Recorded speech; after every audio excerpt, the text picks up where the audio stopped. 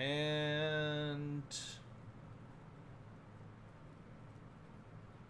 we're live? Maybe? Possibly? Perhaps?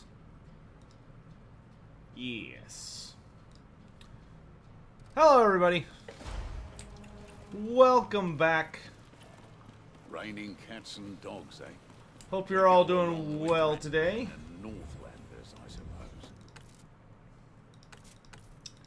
Complete more quick play missions. Hello, hello, hello. How's everybody doing today?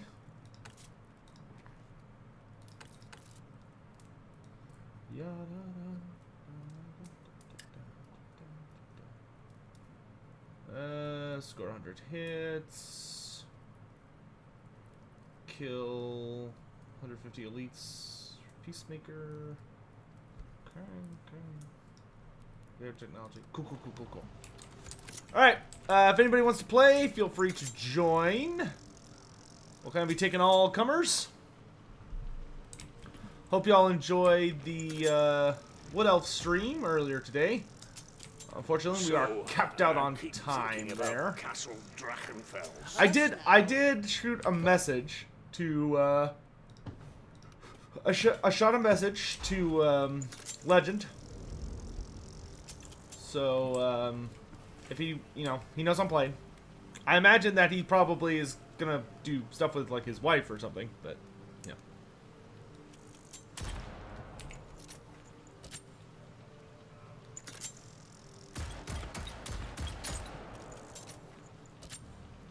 How's everybody hanging in there? Doing good, hanging out.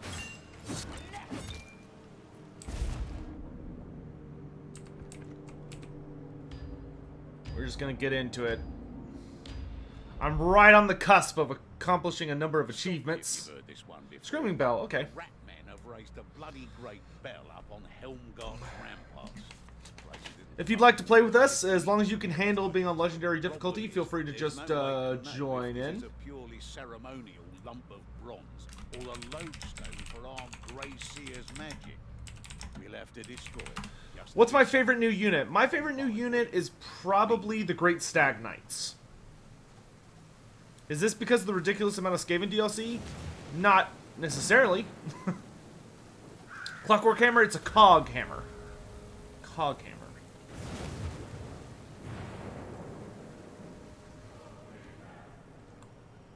It has steam powered bits, or the cog work.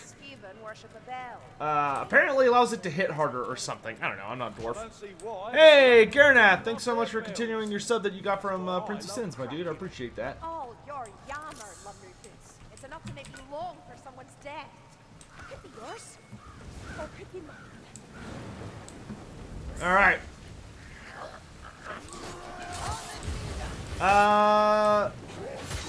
AVP Extreme. Good to know, dude. That's totally fair. It's always fun to go into those kinds of experience blind. How do the Tomb Kings revive their warriors? So the way Tomb Kings do it is that... So the big difference between Vampire Count Undead and Tomb King Undead is primarily the way they raise and, I guess, fund their undead armies, right? So the big thing for... the vampire counts is that the vampire counts resurrect the body or manipulate the soul, but for the vampire counts it's kind of theft. They're usually directly pulling something by force out from the realms of the dead and messing around with either the body or the soul or whatever. Whereas the Tomb King Undead are specifically resurrecting Nehekarans. They are resurrecting the soldiers, the priests, the worshippers, the kings, the queens, the princes, the princesses, all of those people that existed in life. Because when Nehekara was obsessed with death and trying to find a way around it, and as a part of that, Nehekara had really elaborate rituals and rites that they performed on all of their dead. And this was done to essentially preserve their bodies and their spirits based on how important you were, whether like how wealthy you were, or how important you were to the king at the time, or how well liked you were by the mortuary cult. Your the rites performed on your body may be more or less complicated. So the big thing was that you might, for instance, if you were like, you know, a king's herald, a tomb herald of a tomb king, or a king yourself, you would go through these super duper elaborate and really specific rites so that your soul would get to rest in this really nice, comfortable place within the underworld and come back in good condition. And so when the Tomb Kings resurrect the dead, what they're doing is not just creating puppets, like manifestations or extensions of their will.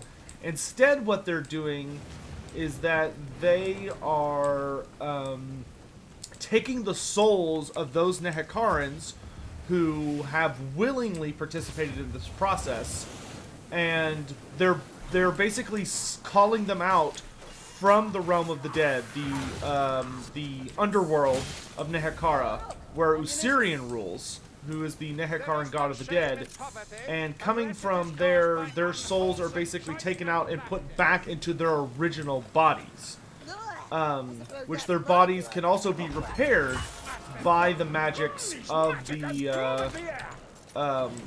their bodies can also be repaired by the magic of the lore of Nehekara, which the lore of Nehekara is one of the more sophisticated lores, because there's a lot of it's very religiously charged, though. There's a lot of prayer to it and stuff like that. But yeah, hopefully it answers that question.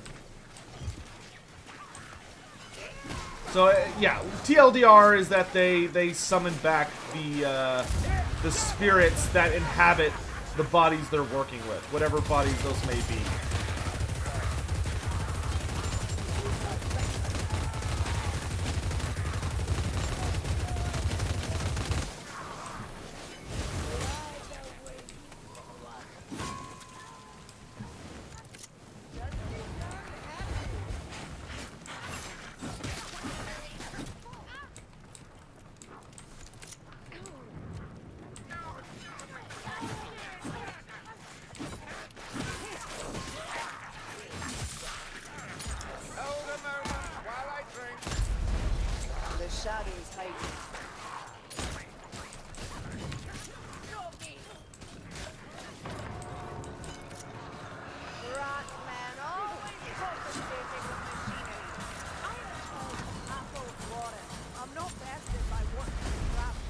Has Alariel gone crazy in AOS? No. I mean, she's in her war aspect right now, so she's like kind of mean sometimes, but I wouldn't say she's crazy. Not right now.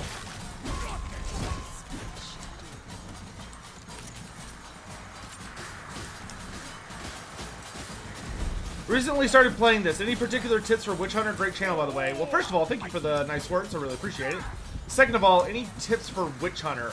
The biggest tip I have for Witch Hunter, personally, is that you want to, if you're playing as the basic career, Witch Hunter Captain, you really want to be spamming your special in, like, every fight. You should be using it very, very liberally. It's a good way to, like, knock people around. Also, use your T. So if you're playing on mouse and keyboard, whenever you hit T, that's a troll. Whenever you hit T, that will cause you to mark an enemy, like this. So, like, I just marked that troll. If you're playing as Witch Hunter Captain, whenever you mark someone, you and your team will deal bonus damage to them. That's important to know. So you can mark, like, this troll, for instance, and we would be doing bonus damage, which could be very, very... Ow, that was rude. Which could be very, very helpful. Other things, if you're playing with the rapier and pistol, I'm a big fan of the rapier and pistol. If you're using rapier and pistol, if your mouse has the forward side button, you can click that or just check your map keys, and it will actually allow you to shoot a pistol with infinite ammo using your melee weapon, so that's kind of a cool tidbit. But the big thing for all careers, not just this, not just any one, but all of them, is that you gotta learn to dodge and you gotta learn to block. That's all. That's, well, and to push. My entire team is dead. Well, that could be a problem. We've lost Grimgate. And I fell off. Bugger! We've lost the elf. Ooh. Slide me gently. Yeah, cool story. Here, assassin, I'm ready for you. A dead Shaggy, my favourite sword. Who's grabbing that Bum box? bum ba da dum. This is the path. Bum bum ba da dum. Bum bum bum ba ba bum. La la la la ba da bum. Ba da dum bum bum bum bum bum bum bum boop. Boop, boop, boop.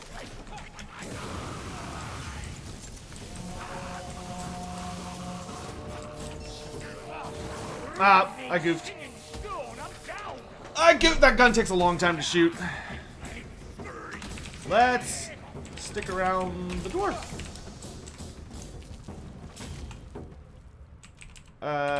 Don't fuss at each other.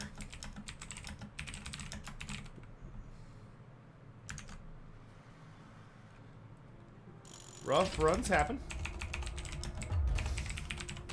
Let's stick together next time.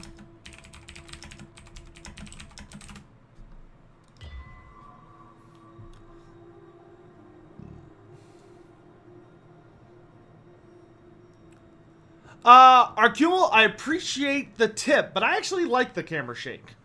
I'm aware that the camera shake, it kind of adds to the atmosphere for me. Moore's leaves even larger than during the Ubers. Alright, let's give that one more shot. I think my crew... Our crew may be a little bit struggling with those levels, but, you know, we'll give it a shot. We'll give it a shot!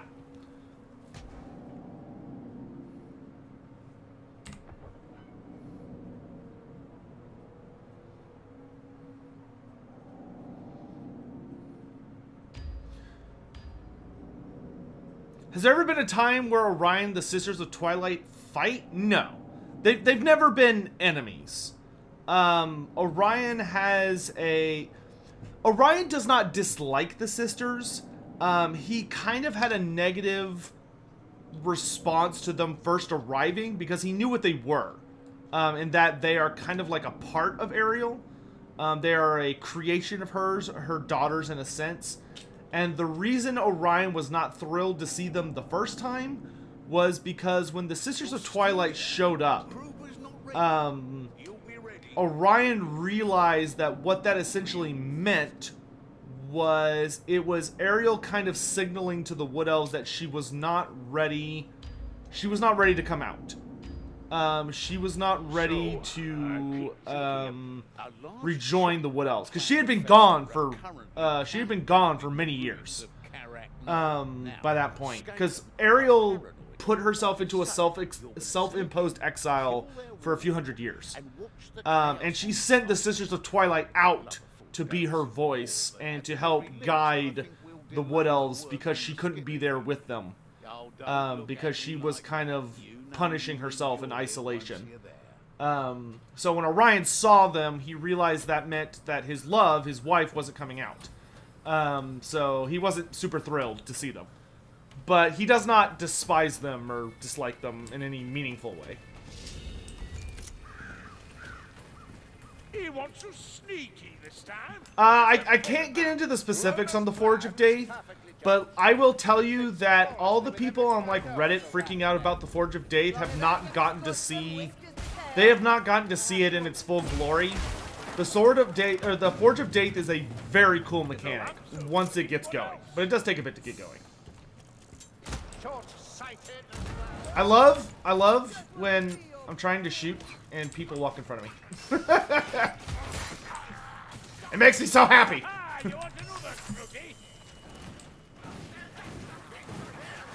Is Ariel perhaps a little too big? No, I think Ariel's fine.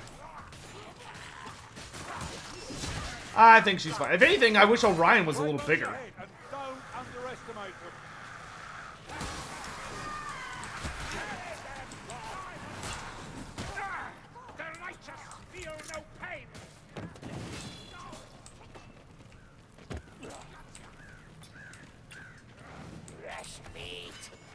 That being said, I blame whoever it is showcasing the DLC.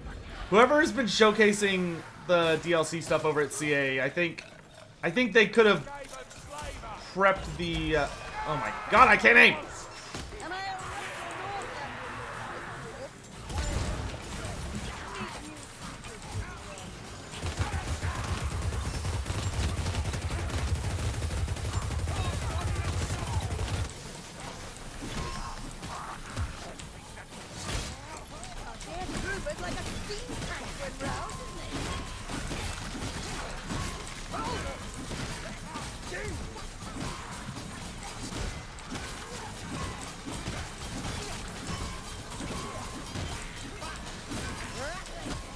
Ow, that was rude.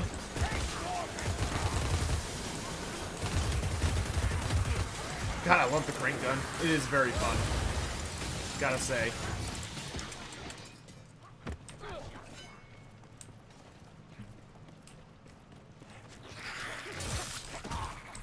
Now, don't get me wrong. I'm not saying Orion should be like a lot bigger. Maybe like an extra foot or two wouldn't hurt.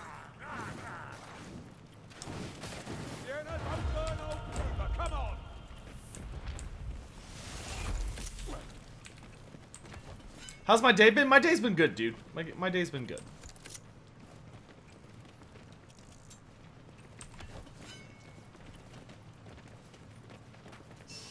Ariel looks unlore friendly. She doesn't have a tail. I don't recall Ariel having a tail. I'll be honest. Granted, I don't know of any artwork that shows her from behind.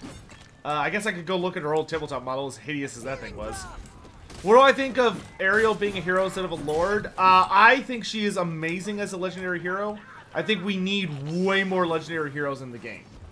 But I think Ariel is a lot like Lord Croc. Ariel's a character that every single Wood Elf faction should have access to. I don't like the idea of her being forced into a singular faction. I think it's a lot better that she's able to be in every Wood Elf faction. And that you can run her side by side with the likes of Orion. I think that having her as a legendary hero is perfect, and that's the only way it should be done. Personally, I would have been very upset if Ariel was a legendary lord, because legendary lord bloat is a thing, and it's something that I think we need to be mindful of as the game goes forward. You know, one of the issues that we're kind of having to deal with, that a lot of people I think are, I don't want to say ignorant of, but I don't think take enough into account, is that when you have too many legendary lords, they start to take away from each other. You know, whenever you have a legendary lord instead of a legendary hero, that's basically, and those are two experiences that cannot be shared. The thing that's really awesome about characters like Gorich, well, maybe not Gorich is a good example, but Ariel and Lord Croc, and the Green Knight, for instance, is that they can appear with every faction, and that gives them a lot more playability, and you get to combo them with other characters and have interactions of them with other characters. I think making every character a legendary lord is a terrible idea. That would be horrible for the longevity of the game. I think that we went way too ham on legendary lords. Like, I think Isabella von Karstein needs to be made into a legendary hero. Like, if people are gonna get really butthurt about it, you know, we could propose a system where maybe you could choose Isabella or Vlad, and whichever one you don't choose turns into a legendary hero. I feel like that's overly complicated. for a simple thing, which the simple thing should just be make Isabella the legendary hero. I'm sure there's some people that are going to be butts about that, but I'll still fight that fight. Gorse probably should have been a hero, but rather Gorse probably should not have been in the game. Others, I would say, Grombrindal. I think Grombrindal should have been a legendary hero. That way he could just kind of show up and appear. Grombrindal should have been way more like the Green Knight. I don't know why they made Grombrindal a legendary lord. That was weird. Grombrindal is a bizarre legendary lord, to be honest.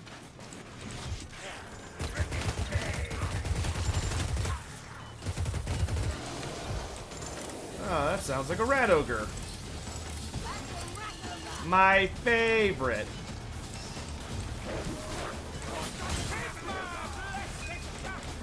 Where is he?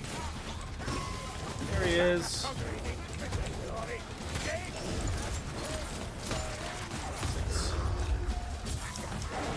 No, he does not like me.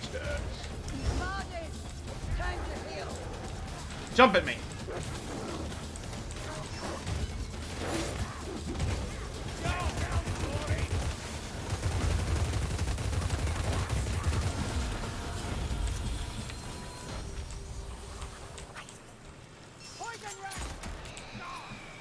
It's actually really good for dealing with them.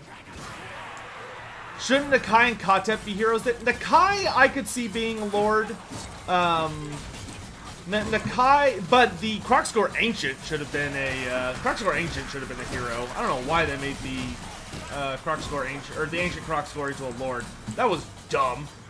Nakai, I think, should have been the uniquely lord. Because here's the thing about heroes.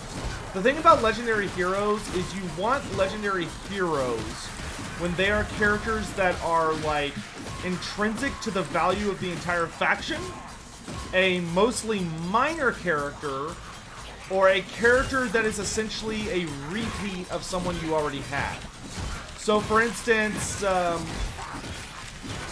or it just functions better for their overall design.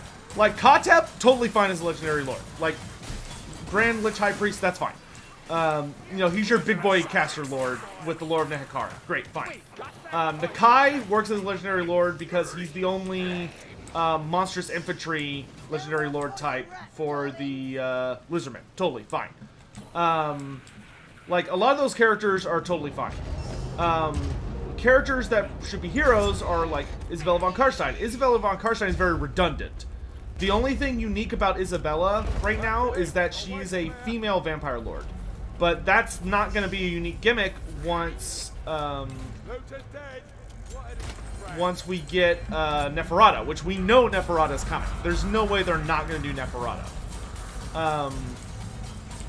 So, like, Isabella should probably be a legendary hero. That way Neferata can really shine on her own as a lord, and then you could combo those two. Should Thanquol be a hero in Game 3? I don't think so, and the reason I say that is because Thanquol's a rather bizarre... Thanquol is not a character that synergizes with other characters, right? Thanquol is a Gracier Lord, so he's a unique idea. He is... because there's no other Gracier Lords. He would probably be rocking a combination of the lore of Plague and Ruin, which would be unique. He would be... he would be the big mounted Skaven character riding a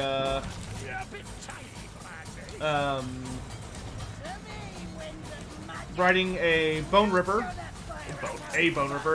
like a, you know, big rat ogre mount.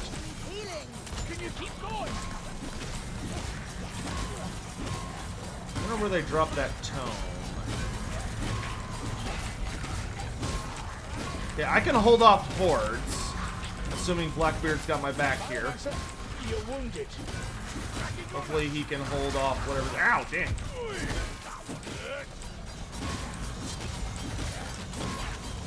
He's getting a little far ahead.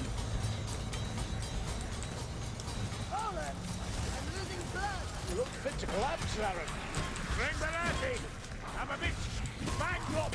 You know, I saw that one rat get behind me, and I was like, he's gonna butt poke me later. Okay, where is that tome?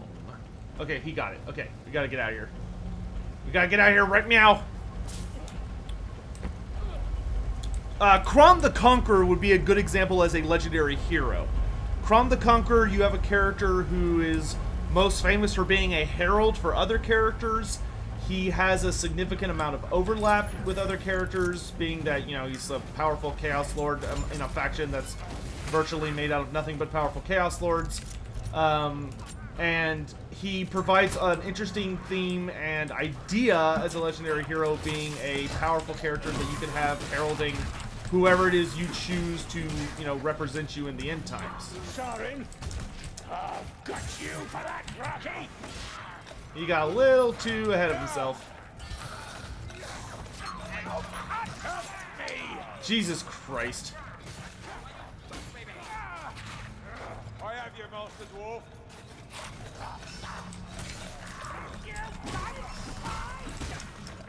Cut it up, he says, Harold. Put Rat inbound. Someone put him down. Over here.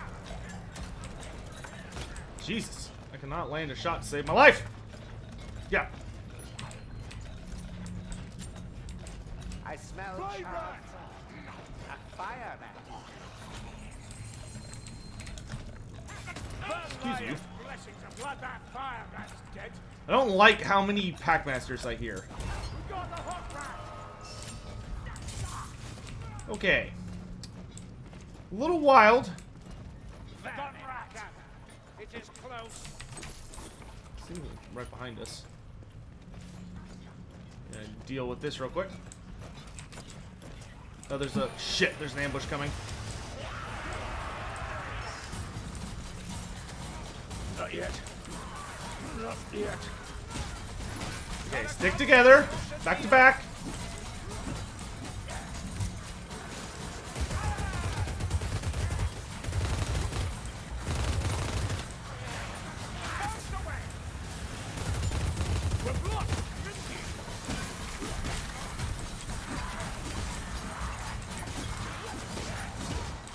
I don't like that noise. What is that noise?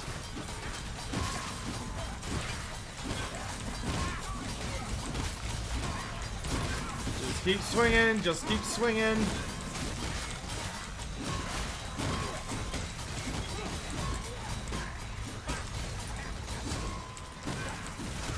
I'm just gonna stay behind the Grail Knight and I'm gonna protect his butt.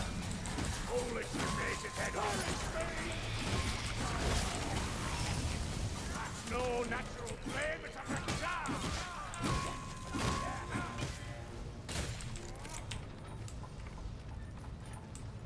A Globadier is nearby. God, I hate that. We need to get out of here. There's like a really stupid spawn point back there we need to get away from.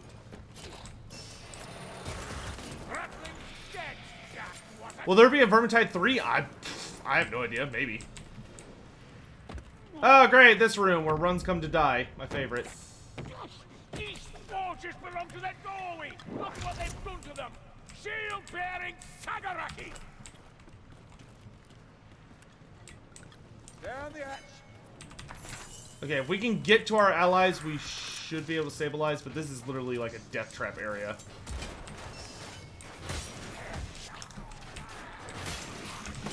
It's about to throw its poison. Hopefully the Grail Knight can just not die for a second.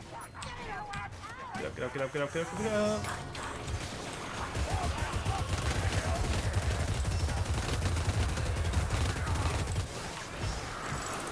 I hear a backstabber. Oh, yes. For that assassin. How am I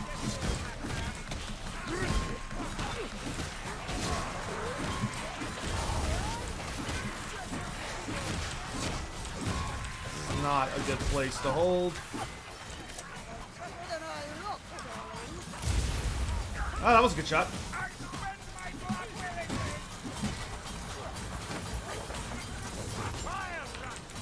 Ah, you see that shot? That was like around the corner.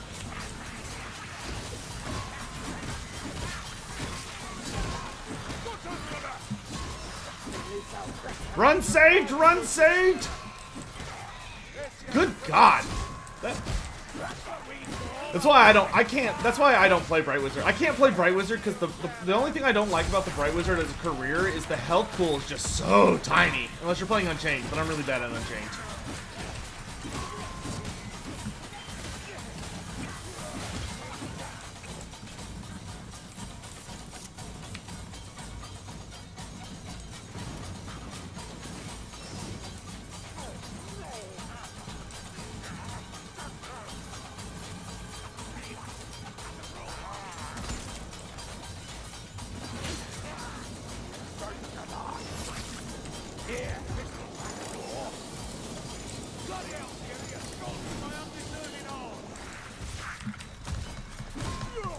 Quit worrying about them, Sotek. Worry about yourself. Riot, taste the black powder. Our wizard's flame flickers no more.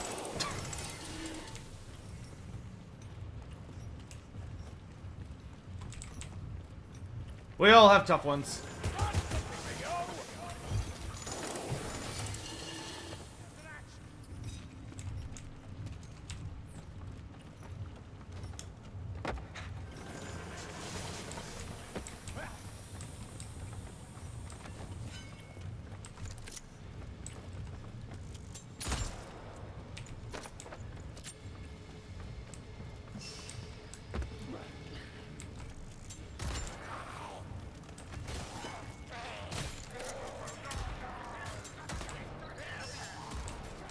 Jesus Christ. Look at this place. What factions would I like to see in Warhammer 3? So this is my dream setup, right? So here listen up. My dream, my ultimate dream. So I'm tossing aside any issues. I'm tossing aside any like fears. Like I'm not worrying about a budget. I'm just like my dream scenario for Warhammer 3 is the following. I am hoping for Are you with us, Grimdy?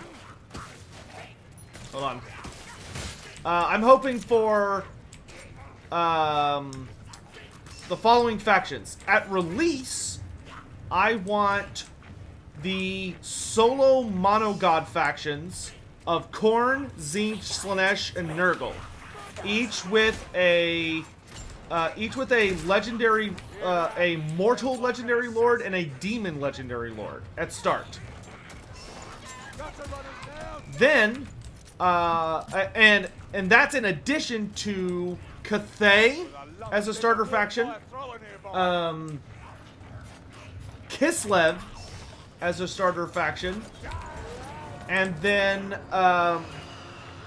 Ogre Kingdoms as a starter faction. So that's my starting factions for game 3. Monogod for all 4 of the Dark Powers, plus Ogre Kingdoms, plus Cathay, plus Kislev. That's starter for me. Then, as DLC, I want the Nippon,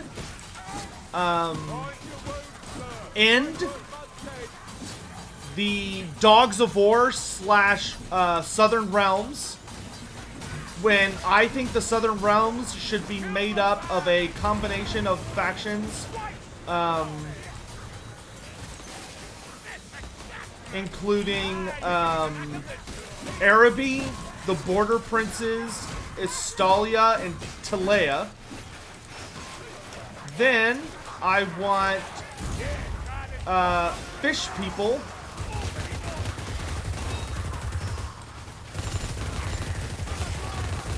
and the Snake Men of Koresh, and Chaos Dwarves. Chaos Dwarves. That's my dream.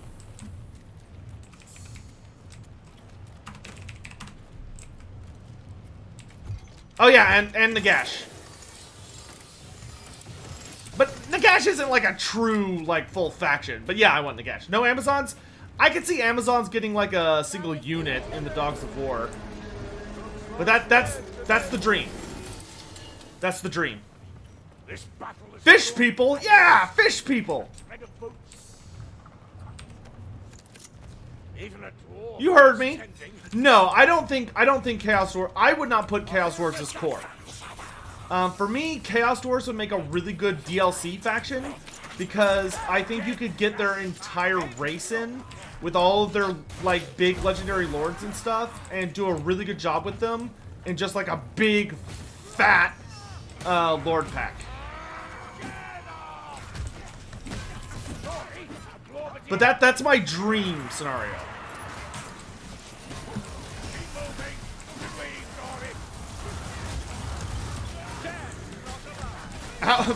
Enemy number 1 of Albion. And any group I did not mention, just toss them in on Dogs of War, but give them like a single unit of representation. I mean, I would love to see Albion get represented as like you took Dogs of War, you could get like Truthsayers or Dark Emissaries, maybe like Giants of Albion.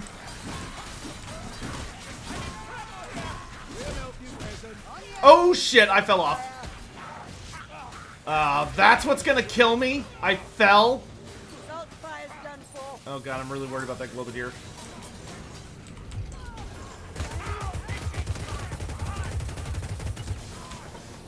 We gotta get the Globadier. We gotta run. I need an angle on him. Oh, there's healing up there. How do I get it? How do I get that healing? Y'all see that? How do I get that? Is that just like impossible to get? Oh, this game's a tease. It's like, hey, why didn't you get that heal right there? Look, there's some healing right there, Sotek. Why don't you get it?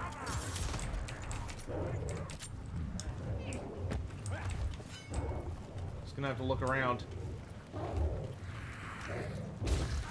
I've accomplished 2 missions. Ah! Ah, much better.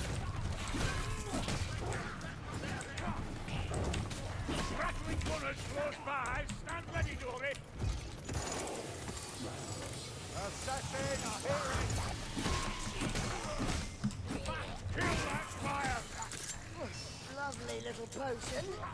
Let's make the most of it. I'm kind of almost out of bullets.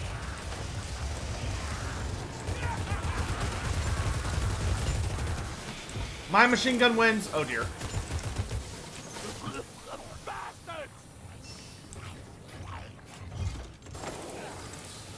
Like a bolt of holy lightning. That Raki needs to die and quickly. We're like 3/4 of the way through this map.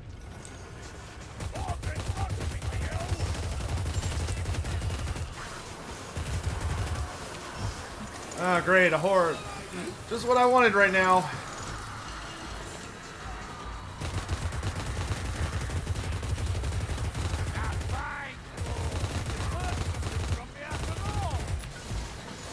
I really hope somebody's protecting my butt.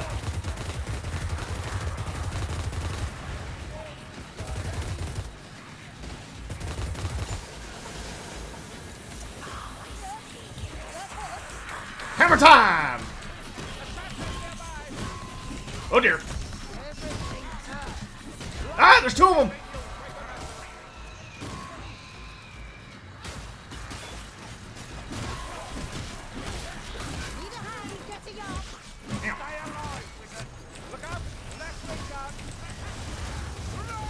Got him. How do you turn on health numbers? It's one of the mods. If you go on to the workshop for this game, there's like a list of like the top 5 mods, like just organize it by most popular mods of all time, and they're like officially approved so you can use them and still play on like the basic servers. I don't remember what they are off the top of my head, but they're like really, really easy to get. It's super easy. What do I think about the upcoming Darktide game? I'm excited for it. I'm excited for Darktide. I hope they go absolutely insane on the guns, because that game is gonna need a lot of help, I think, to give it the personality that this game has. I don't know how you take, like, what looks like it's gonna be, like, mostly just a group of guys, like a group of humans, and give it the same personality and drive and mix of characters that you have in fantasy because you have so many crazy different ones. Do I qualify as a rattling gunner? I think I do. See?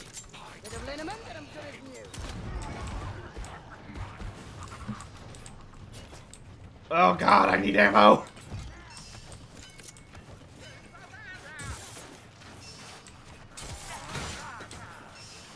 Here they come! Oh, and it's an ambush. My favorite. I'm out. You know what? I'm gonna save my ulti for if I, like, need a ranged weapon. That way I have just, like, fast access.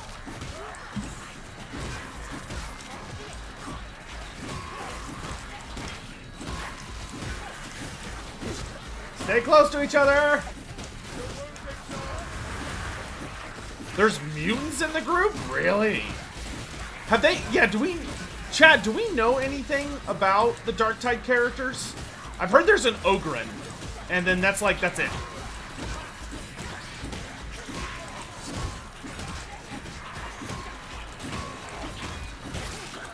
Like, is there gonna be a Psychic? There's gotta be a Psyker, right? I hope there's a Psyker. I want to play a Psyker. Psyker sounds awesome. Ow. Always that one asshole. What do I think of Egil Steergeborn and Egrim von Horseman as future legendary lords of legendary heroes? I could see, why is Blackbeard like 1,000 miles ahead? What was he doing? Goof? Wow. What a goof. What a goof. Goober. You're a goober. I hear a walk past.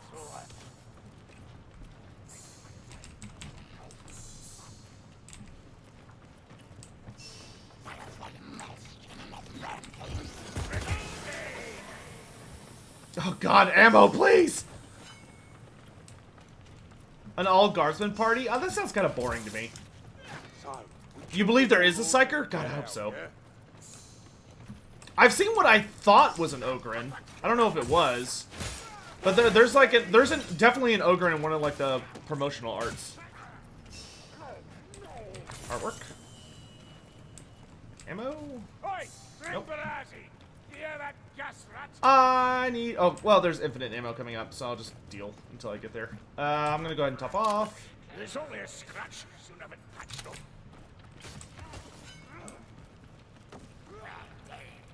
Good shot, Joe. We'll resurrect you, Blackbeard. We're nearly there.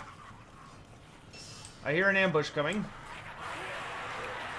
Here it comes. Where's it coming from? Hello?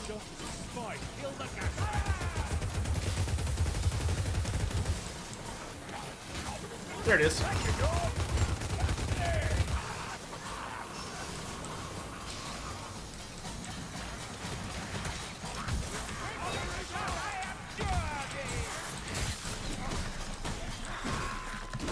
Let me get to the infinite ammo, you assholes! Ah! Give it to me! Give it to me! Ah, there we go. Infinite ammo. Okay. Gonna top off. Because why not? Okay. This is gonna be spooky, but we'll manage. Boss fight.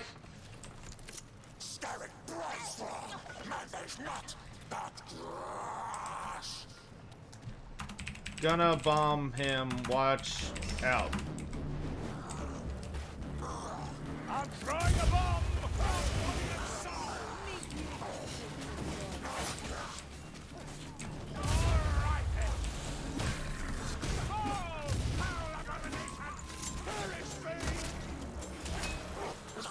Please die. Thank you. Time for us to go.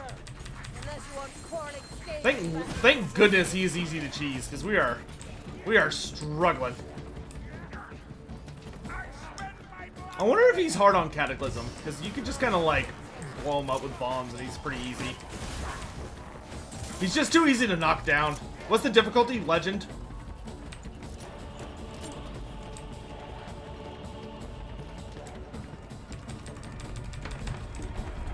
god, we're almost out! We're almost out! Crank me up, baby! Crank me up! You remember when he was a real boss? Yeah, I would not mind them buffing Skarek. He actually used to be kind of hard. But sadly, those days are behind him.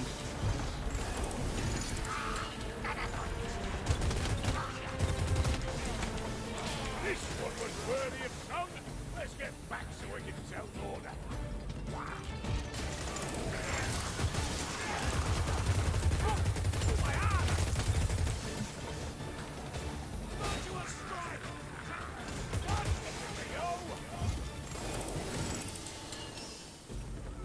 So is Barn one of the nicest dwarves? He's certainly up there. Trying to get there's an achievement you can get for keeping your thing at like max steam. So you always want to kind of like try and get a couple ticks right at the end. Wait, and there. Yay! We did it! I just got to a big. Oh yeah, so. Ejil Stiergeborn. I'm trying to remember what Ejil Stiergeborn's deal was. Egron von Horseman, I think, would make a good legendary lord if he was a Norska character, and I think he would make a good legendary hero if he was a Tzeentch character. Because if you're gonna give me a legendary lord for Tzeentch, I'd rather have Galrach for the dragon instead of Egron von Horseman for the dragon.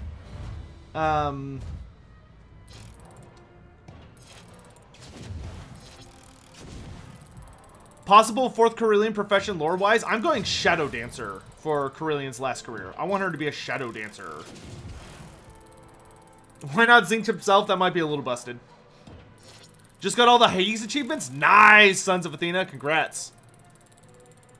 Ejil was a second-rate Khorne champion, says Twitch. Hates Bretonia. I don't know. If nothing about Ejil is like radiating in my mind. So like I don't think he's really legendary lord material.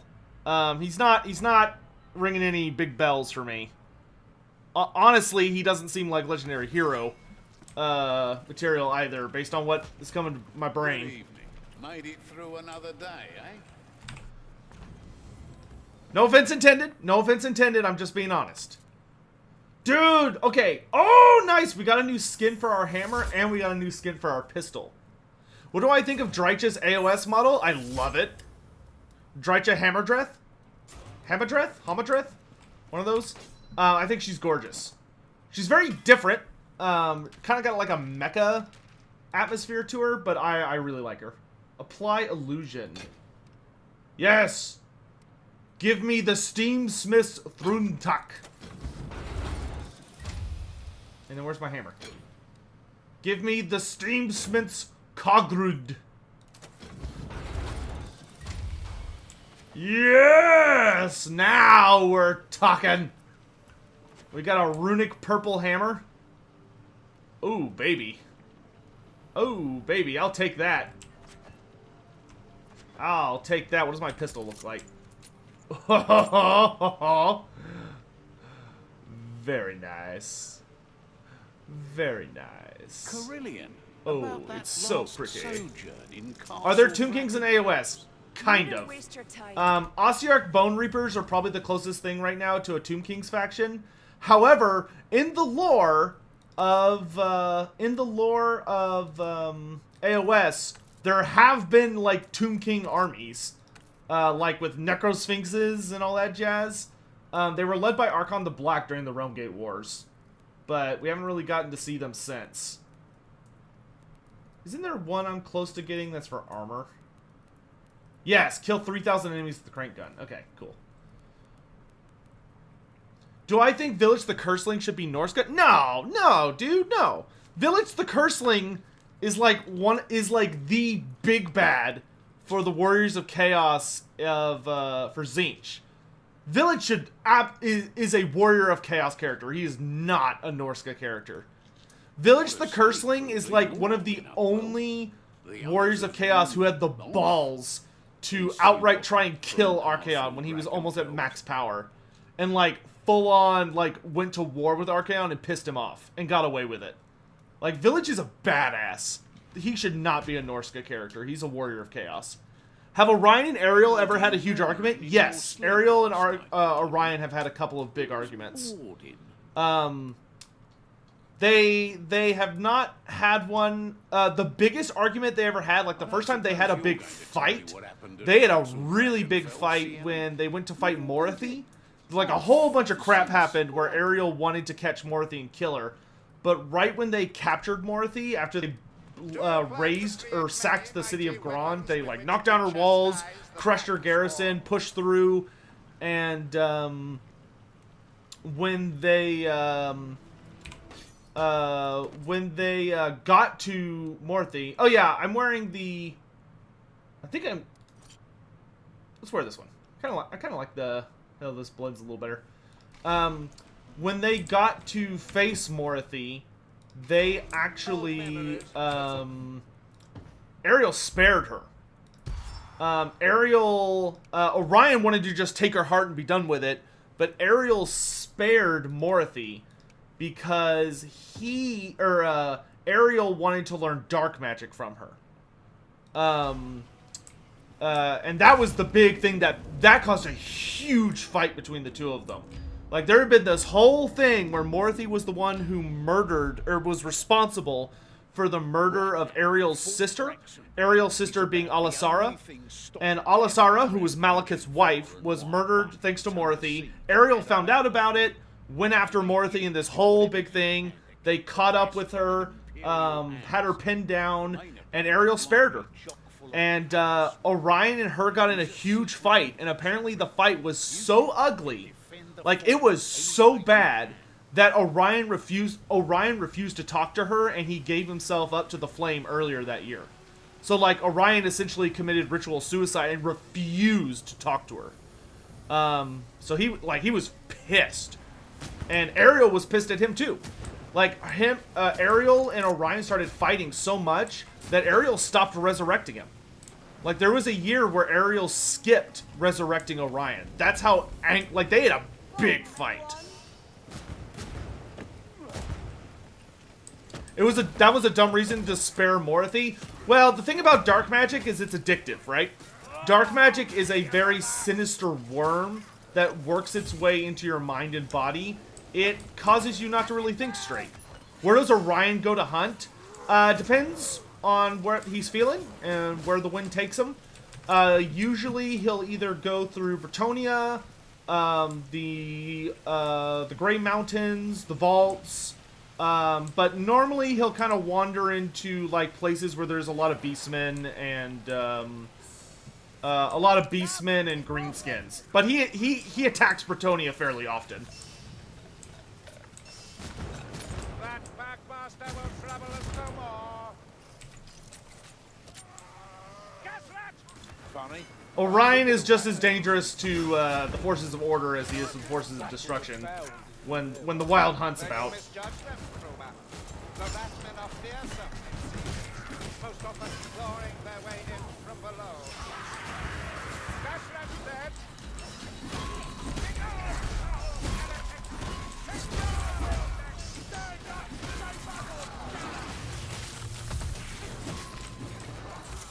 Sigmar guides my strength.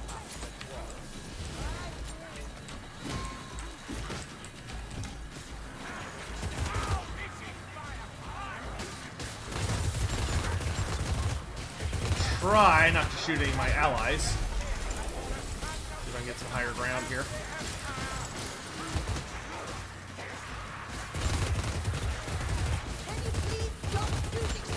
Sorry. I'm trying.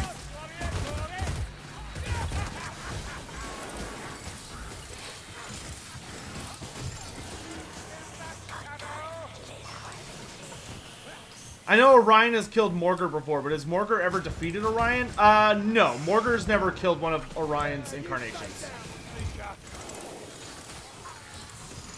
Orion's a beast, dude. Orion very, very, very rarely loses a fight. And even if Orion does lose, he almost never... I can't even think of a time he's died outside of Athel-Loren, actually. Now, there was a time where he faced off with the Lady of the Lake, because he was rampaging through Bretonia because he had gone crazy. Does the minigun have ammo? It's ammoed by that purple you see that purple meter that's charging up? That's my ammo. It is infinite, but I have to keep it charged.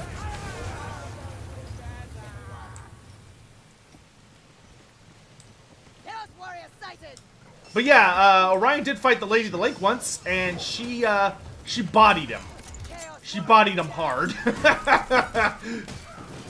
Nobody knows what she said to him, but whatever she said to him apparently was so rough that he committed suicide. Like, he got bullied. Sorry, that was a terrible joke. Bullying shouldn't be made fun of. Well, bullying should be made fun of, but not suicide shouldn't. But whatever she said to him, apparently, I don't know what happened with it, but it's not recorded what she said to him, but he killed himself.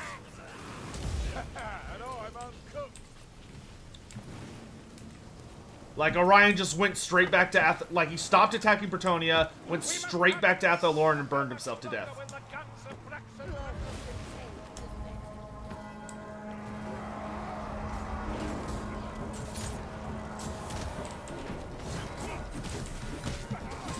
And I can already tell that achievement's gonna be an asshole to get. They have an achievement where you have to get 20 headshots with this stupid pistol in a row on specials.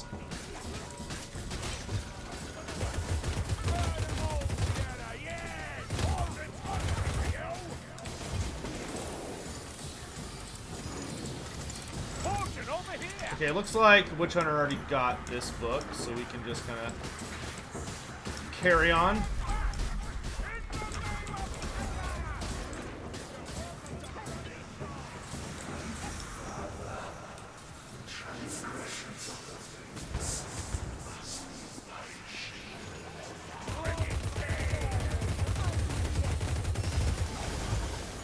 I was like, okay, one of those bullets has got to hit.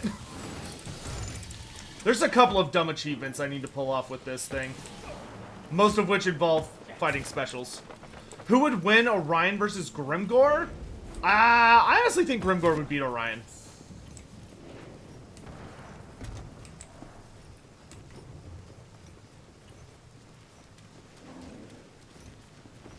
How strong is Orion on the Warhammer character's power scale? Orion, I mean, he's a demigod. He's way up there. Orion is definitely one of the bigger badasses of the Warhammer Fantasy Universe. And he's the best fighter the elves have, the Wood Elves have, save for, like, Durthu. But, of course, Orion has a lot of skill sets that make him really dangerous. Mainly being that he's, like, a pretty he can juice up the Wood Elves to pretty obscene levels of power via the Wild Hunt. Okay, I don't have time for this.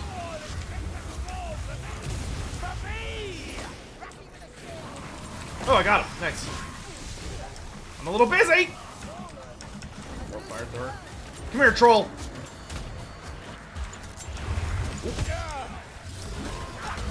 Oh god. Oh god. Oh god. Oh god. I got vomited on. Ah! I can't see anything. Oh god. Let me heal. Okay, thank god the cave's here. I was like, where's the cave? Charge, charge, charge, charge, charge, charge, charge, charge, charge, charge. Huh! Oh, of course it starts healing. Bad bile troll. Bad. Bad. Bad. Stop it. Stop healing, you piece of garbage. Jesus. Bile trolls, man. Nasty ass.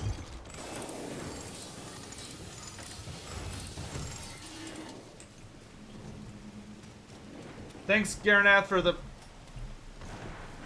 There we go. Mmm.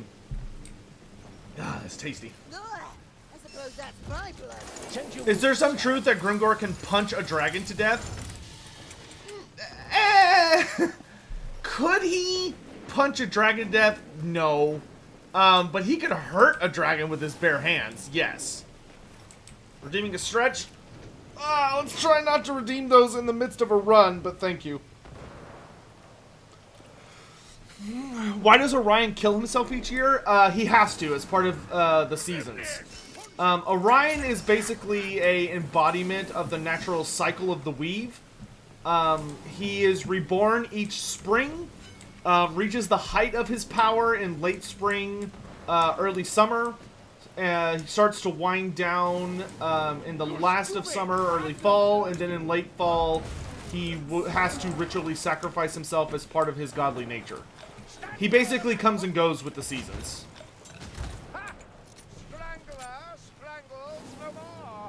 Could Orion even live through winter? Well, the only time Orion stayed alive during a winter was in the end times. In the end times, Orion ceased the cycle of rebirth.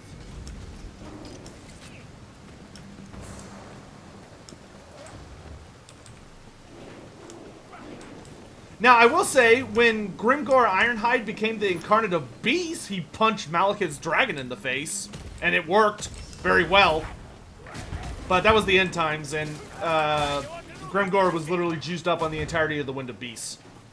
Orion versus Karl Franz? I think Orion would take down Karl Franz.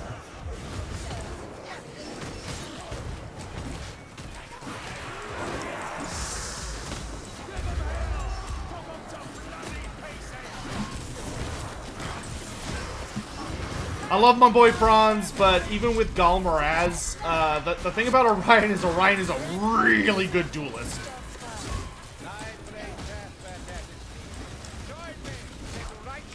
I mean, Orion wasn't able to beat Tyrion wielding the Sword of Cain, but Orion was able to, like, fight really damn hard.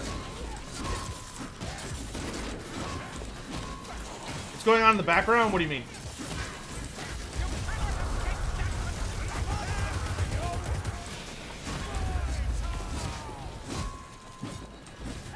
Oh, in the background of this map, that's a siege. That's the siege. So this map is called Fort Broxton something, and it's literally like a Skaven siege that we're trying to interrupt. Orion versus Tyrion. Without the Sword of Cain, I think Orion would win. With the Sword of Cain, Tyrion obviously wins. Broxenbrook, thank you. Broxenbrook? Broxenbrook? One of those? Orion versus Lewin? My money's... that's a tough one. I think my money's on Lewin with that one. Lewin could absolutely go toe-to-toe with Orion, and that regen is a big deal. Could Grimgor kill Throg? Yes.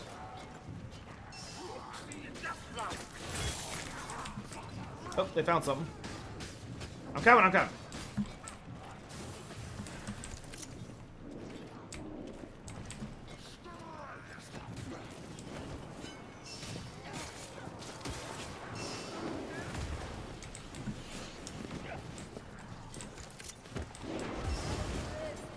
I swear there's something behind us.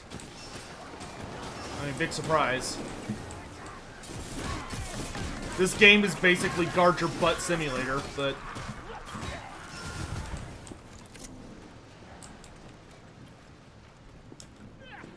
The cannons are stuck. Make haste.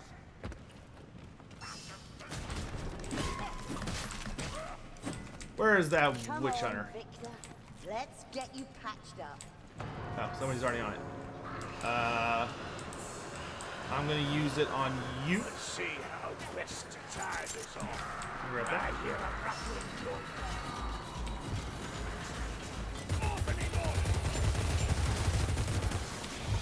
Damn it! They keep stealing my kills. There's an achievement where you have to kill rattling guns using this thing, which is hard because the accuracy on this is not that. Is Golmaraz the strongest weapon in the Warhammer world? No. It's up there, but it's not the strongest. The strongest is the Widowmaker. The Sword of Cain. The Sword of Cain is the strongest weapon in the Warhammer Fantasy world. Golmaraz is certainly up there, though. Top 5. Top 3. Top 3.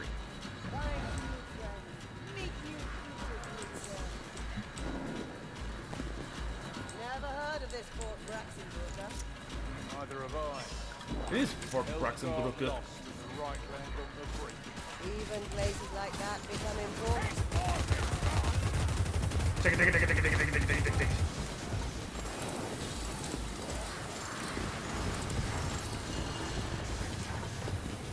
is that dude? Can't kill a windstorm, can we? Where's the source, mate? I saw the stuff coming from up here, but I can't tell where he is. Just have to find our way to him. Left, right, left, right, left, right. Thanks for the tips, my dude. I promise I'll read them as soon as we get out of here. Ooh, artwork and ammo. Where is the fat bastard? Where is the fat bastard? Where is the fat bastard? There he is. Pop!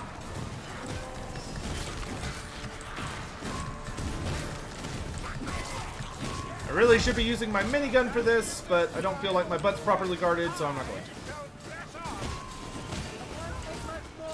What causes Orion to die? Does he just fade? I'd have to double check, but it has to do with, like, the nature of the fact that he's the, it has to do with the, you know, the nature that he's a god. He's a part of the, he is a god of, that's kind of bound to that seasonal change. It has to do with keeping his immortality.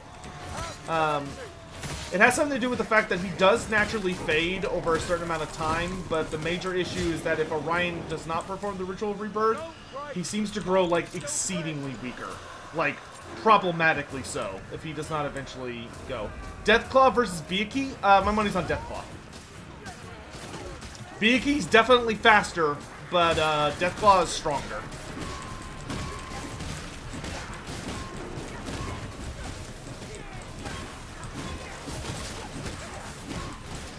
It would be a hell of a fight, though. I would love to watch that fight. Byakhee versus Deathclaw would be nuts.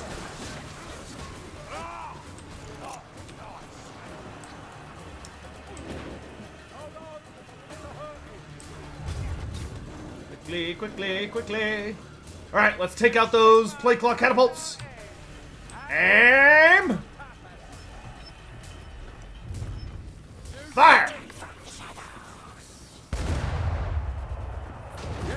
Yeah! Come on. Again! Quickly, quickly. Quickly. Quickly. Byakhee versus Stormwing? Oh. I think my money's on Stormwing. I think well... No! You know what? I think my money would be on Byakhee for that one. The Orion who fought Tyrion lived through winter? Yes, but it was the end times. You know, necessity. Things were different. It was the end times. Oh, crap. I need a cannonball. It's way the hell over there. I'm gonna go with, oh, Kruber, I'm coming. Sergeant's down! Pa! Off you get, Kruber. What's you left to do? I've got your butt, dude. Let's go. I'll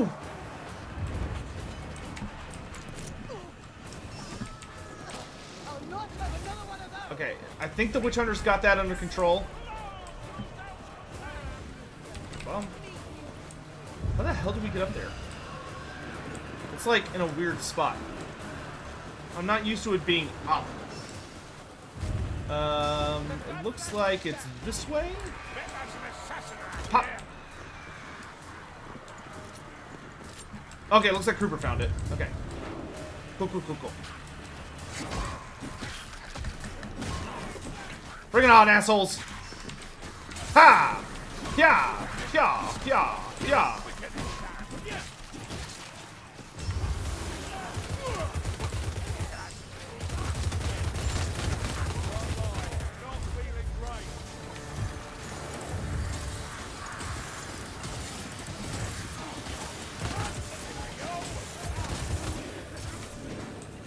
Nothing a minigun can't handle.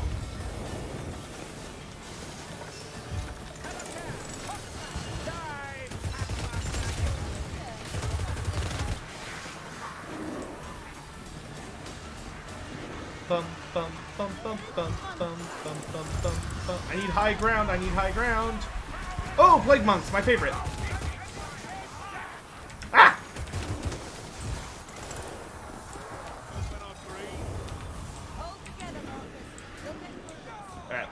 spooky. Now, I want an ale. Hurry the bastard! Come along, Marcus! I just killed someone.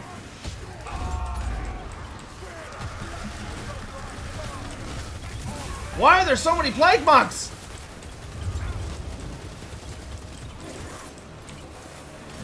Where is he?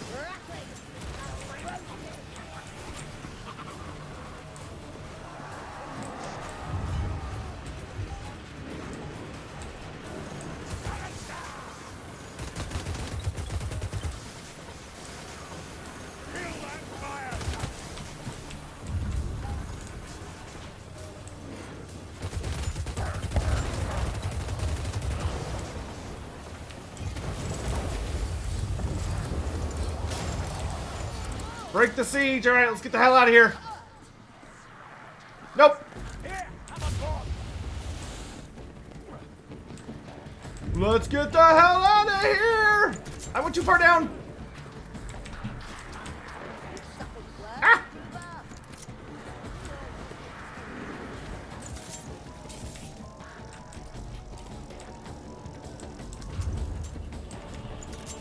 Okay. It's like I knew there was one behind me, but I couldn't see him.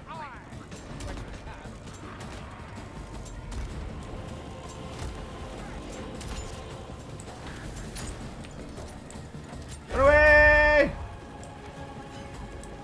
The second time Nagash invaded Nehekara, Cetra beat him, right?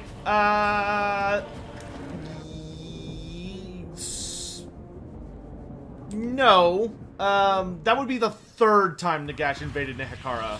Well, depends on how you define invaded. There's been a couple battles for Nehekara, but when Nagash, there was a time where all the Tomb Kings were when Nagash resurrected for the first time after the creation of the Tomb Kings. He tried to invade Nehekara and he got his ass kicked by Cetra. Yes. Nagash could not touch Cetra. Because Nagash relies very heavily on magic, and Cetra had one of the strongest anti-magic items in the Warhammer Fantasy universe. Which is why Nagash needed to kill and devour Usirian, the god of the underworld, in Nehekara, because Usirian was the one powering the brooch of Usirian, which is what gave Cetra his resistance to magic.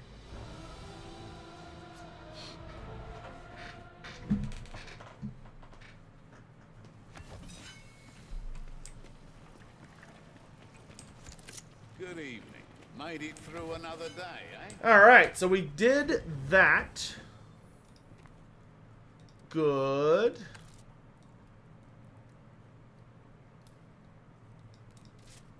Athel, Yin Louis, and Screaming Bell. Let's get the shitty one out of the way. If we get this done, I'll be amazed, but we'll try. This map sucks. Who would be the most powerful character wielding Galmaraz and the Sword of Cain? I mean, any character would be amazing wielding the Sword of Cain. The Sword of Cain is stupidly powerful. Like, the Sword of Cain is so powerful that whenever you see it, like, if you just look at it, it will change its design to basically, it will change itself to look as attracted to you as possible. So not only will it be perfectly sized to fit the wielder, but it will also be like the perfect weapon for the way you would most want to use it. So I would say probably the most dangerous entity that could wield the Sword of Cain would probably be that's like active and around is probably like Kolek Suneater. Reckon you could teach me the engineer's trade? I've always been good with Galmaraz, to use Galmaraz to its full potential, you need to be able to wield the power of Sigmar. Like, you need to have Sigmar's blessing. Without Sigmar's blessing, it's still an impressive rune hammer, but it's not the like god tier weapon that it is in all the legends and the myths.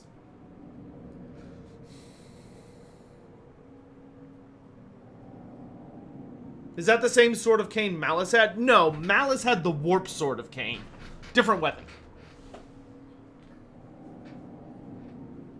The Warp Sword of Cain was like a weird chaos parody. Carillion, about that last sojourn. Now I have an important question. I've read the army books, obviously the main rule book, and after that I'm afraid of just reading the other stuff because I want only read stuff that's official, and I mean true law. Setic. That's, dude, even reading just the army books from 8th edition, you're still gonna run into stuff that, like, conflicts. So I wouldn't get too hung up on that, honestly. I would just read stuff and enjoy it. It's totally fine to have headcanon in Warhammer Fantasy. Like, as long as you're not trying to use your headcanon to, like, influence, like, a product like this, like, you know, or, like, tell people what to do. I think it's okay to just read all the books and, like, just pull what you like and discard what you don't. Because even if you just read the army books, there are going to be conflicts that you have to deal with. I would say, though, if you're looking for a good series to read that you can consider mostly canon, I would check out Gotrek and Felix. Setek 2000. The Gotrek and Felix series, which all 5 omnibuses, all 5 omnibi are available from Games Workshop. 5 omnibi. That's at least 15 novels. Bruno wasn't wrong. So lots of reading. Hidden somewhere near. Didn't elves believe Is Grombrindal a god? Grombrindal is a demigod. Yeah, you could read the Malice Darkblade series if you'd like. The Malice Darkblade series has 2 omnibi you can read. They're kind of old and out of date, so a lot of the stuff that he encounters and fights is a little wonky, but it's still a lot of fun. It's a good series. It's very enjoyable. Grimnir or Assurin, who's the worst? Grimnir is more selfish, but Assurin is a dipshit as far as I'm concerned. I think Assurin's kind of an asshole, to be honest. Wait, on the left? Oh, I see it. Who would win? The sisters on their dragon or Emmerich on his?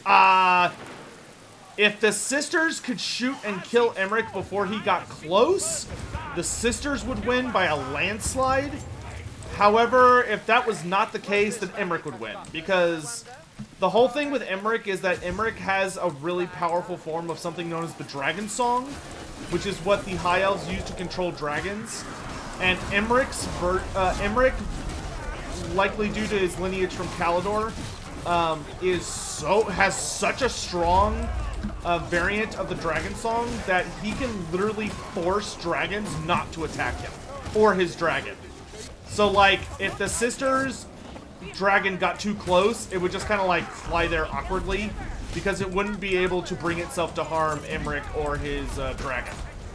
Like, it just could not physically overpower that that spell. It's kind of like a spell. It's not really a spell, but it's kind of like, it's more like a ritualistic enchantment. Gwyndolor versus Zwup. Zwup.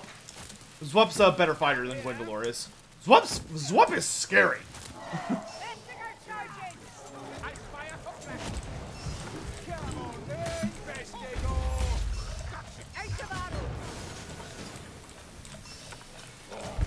Into gloom.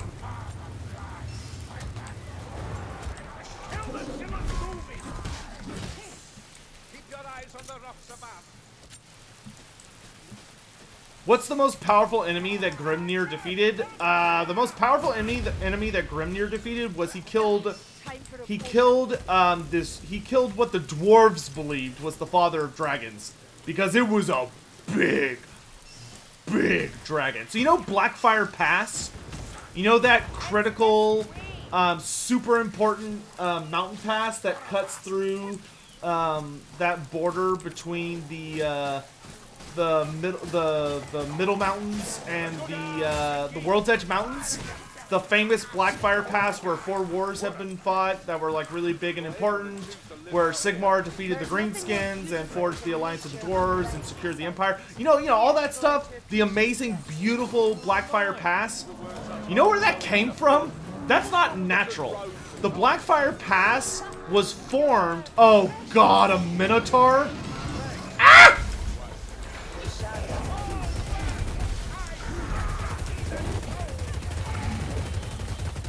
Hold still. Hold still.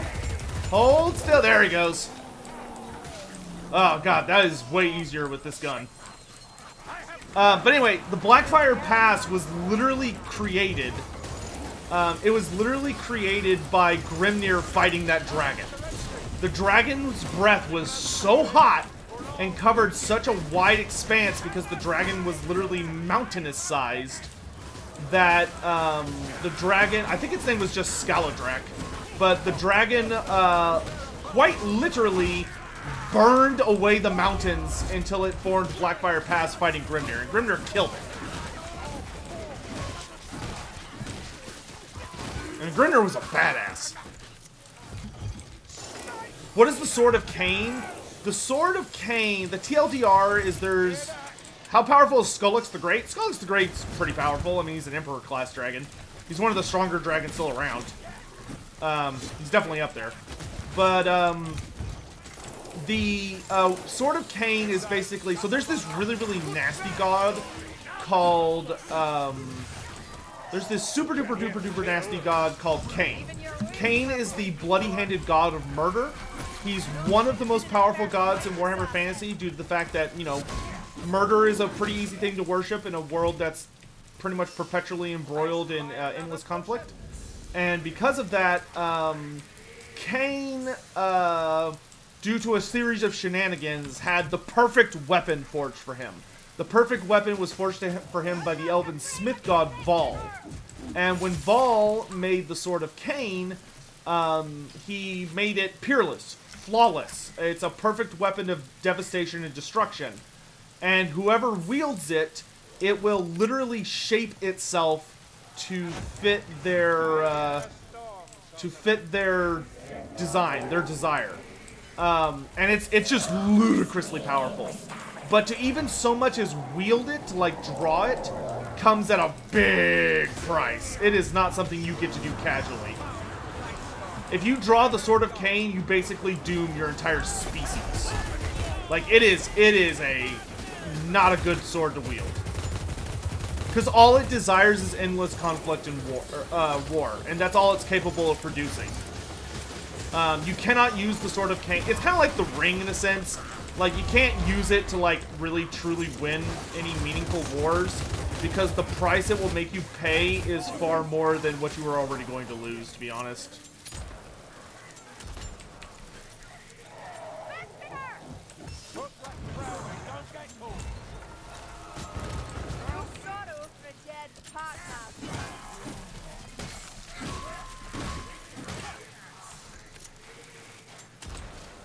How did I miss? Jeez.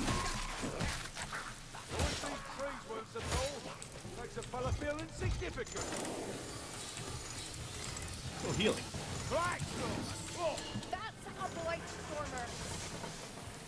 A little more specifics, please. Hold a moment while I drink. Orphan's got something for you.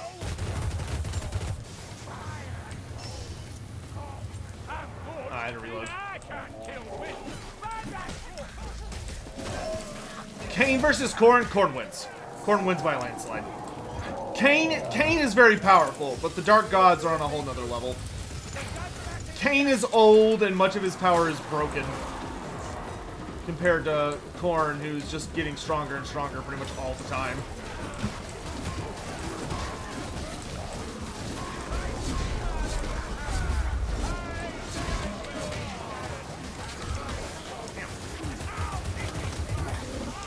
Ow! Butt pokes are very rude. This is what I get for trying to use my cool gun. I should just... I hate Beastmen, dude. Beastmen are so irritating to fight.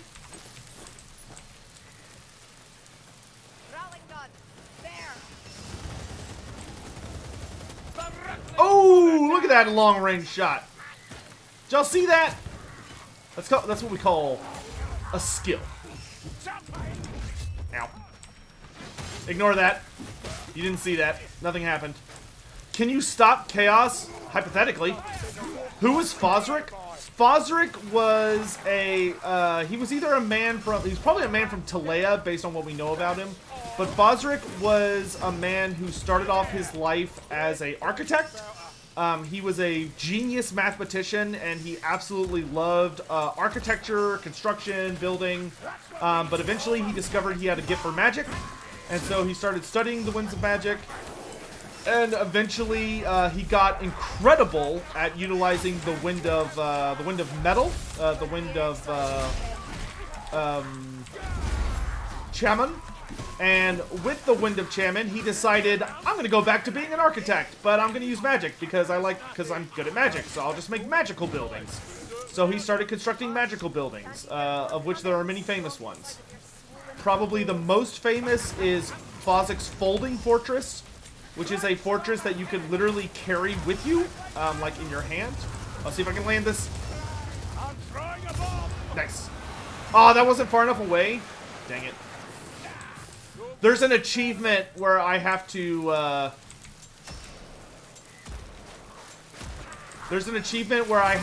hit a Rattling gunner with a bomb from an extreme distance. I only have to do it once, but it doesn't really dictate, like, how far it is. But yeah, there's Fozzic's Folding Fortress, which is exactly what it sounds like. It's a fortress that you can literally carry in your palm.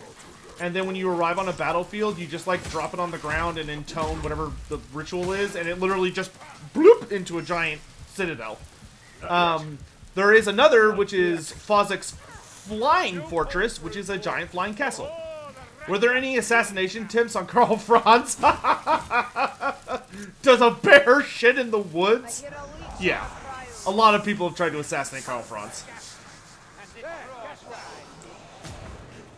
None were successful.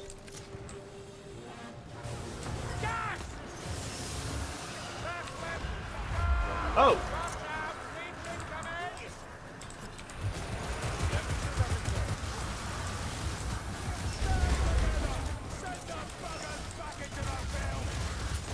Got him.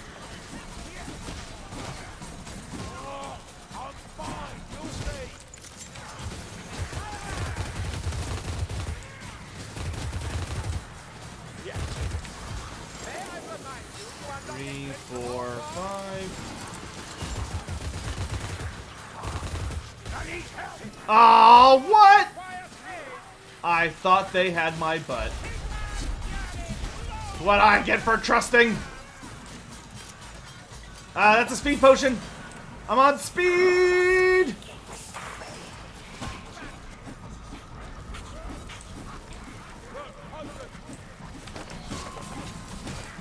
I'm too fast for you, assassin. I'm too fast. I'm too fast.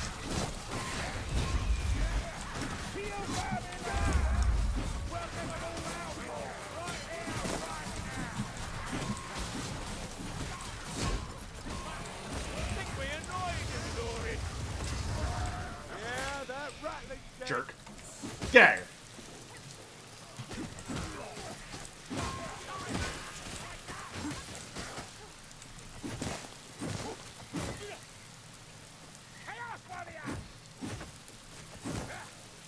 A Chaos Warrior, just what we needed. Is Durthu an interesting character? Yes, Durthu is a very interesting character. If you'd like to know more about Durthu, you can actually look him up on my YouTube channel. I have a video called Durthu, Eldest of the Ancients, and it's his entire story. It's his entire story. I want to say it's like 40 minutes long, an hour long. I'm not sure. But go check it out. It's a great video. If I do say so myself. Do I think Gromrindal's axe is another axe of Grimnir? No. I think Gromrindal's axe is a spiritual successor. But the two true axes of Grimnir are Thorgrim Grudgebearer's axe and Gotrek's axe. Those are the twin axes of, well, they're not twins, but those are the two axes of Grimnir. Who is calling me? Hold on. Hello? Oh my god! I hate those freaking, like, bullshit calls. No more fires. Oh! Almost got me. You almost got me, Bestigor. You gotta be quicker than that. You don't taste the poison of the wet. Okay, I need to go back this way. Might have been impressive once, but no longer. So there's artwork up where the elf is, so I need to get up there after I kill him. Bring it on, Gores!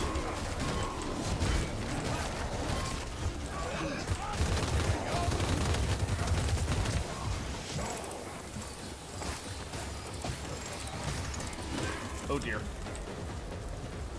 I'm gonna run this way. How powerful was Volans? Volans was one of the strongest human wizards to ever live. Volans supposedly was such a gifted caster that he was able to wield Quaish, which is the lore of high magic. I don't know how, don't ask me. But Volans was an exceptionally powerful caster.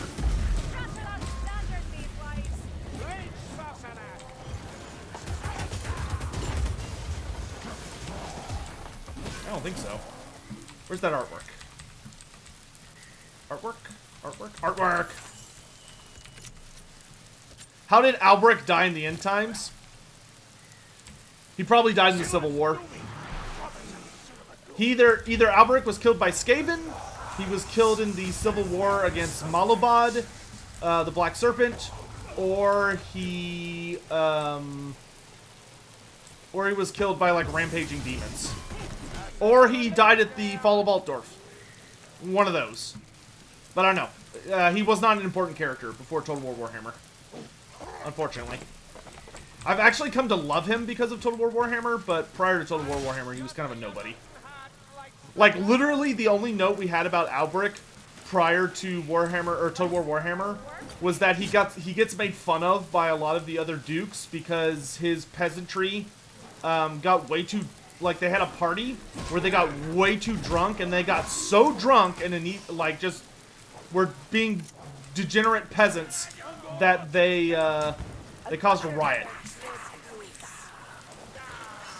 Like a big riot. Ooh, that's a patrol.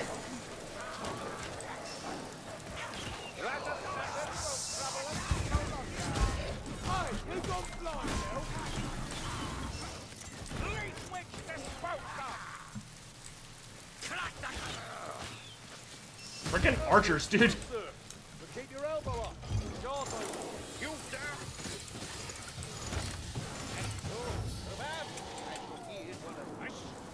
Here comes an ambush.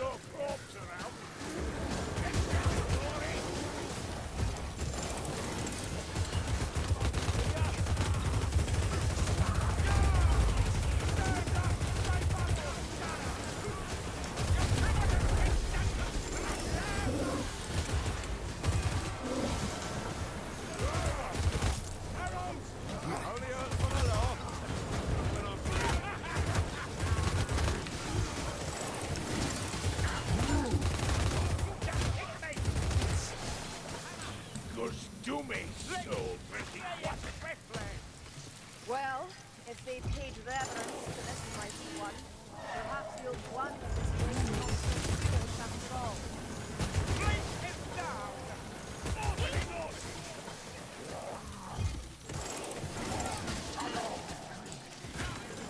Reflex, I need help. Someone help that Flatman out.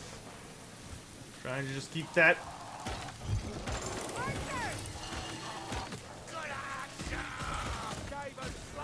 Dude, I have no idea why they picked Albrecht. Like, Albrecht's a cool character. Oh, you know what? The big thing with Albrecht that he was known for, and I think why CA picked him, was that the big thing about Albrecht is that where he was with his vows. It is noted that Albrecht is a character who always wanted to take a bigger vow, but one of his sons was gone on the questing vow. I can't remember if his son died or not, but he had a son who took the questing vow and left, and Albrecht was kind of like stuck at home, and he always wanted to take the questing vow and go search for the Grail, but due to his duties, he never had the chance. How did he deal with the rebellion? How do you think?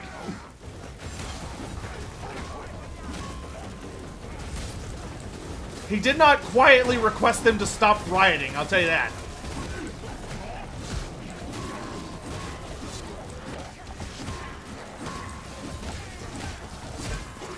Albrecht wasn't a pushover. He was a good fighter.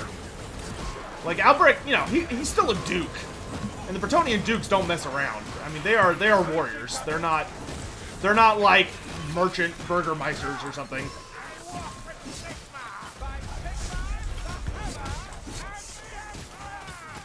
Okay, we're almost to the healing.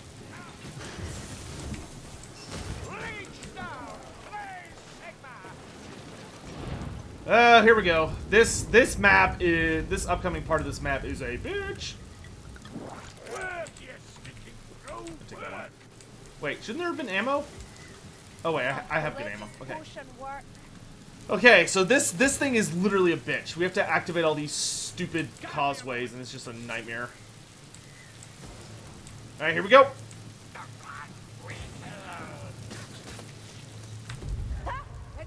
Spin, spin, spin, spin, spin, spin, spin, spin, spin. Okay, so far they're guarding me good. Almost there. They are not guarding me good.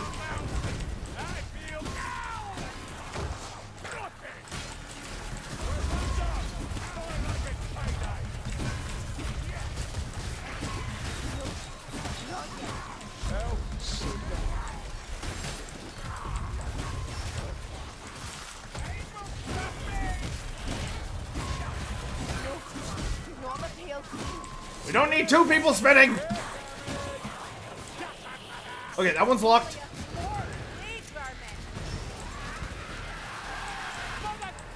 Yep, she's dead.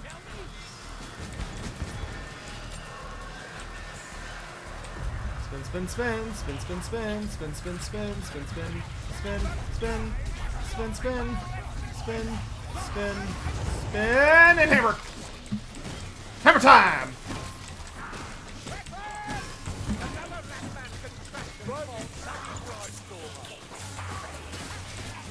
Spin, spin, spin, spin, spin. Almost there. Almost there, almost there. Almost there. Almost there. Oh god. Oh god. And there. Okay.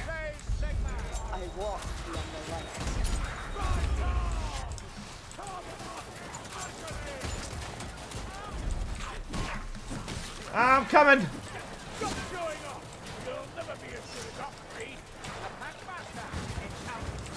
Oh god! Oh.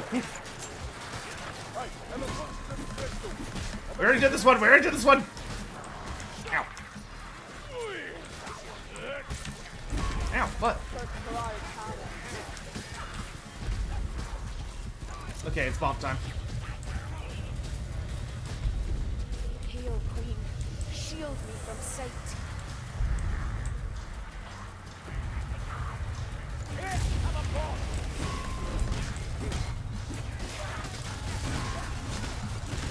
Give me 10 health! Oh, we got it. Nice. Gonna go ahead and heal. Bum. Okay, that might have been a little close. I'm gonna drink a purple. Hit F. Spin and fire! Okay, that's not gonna work.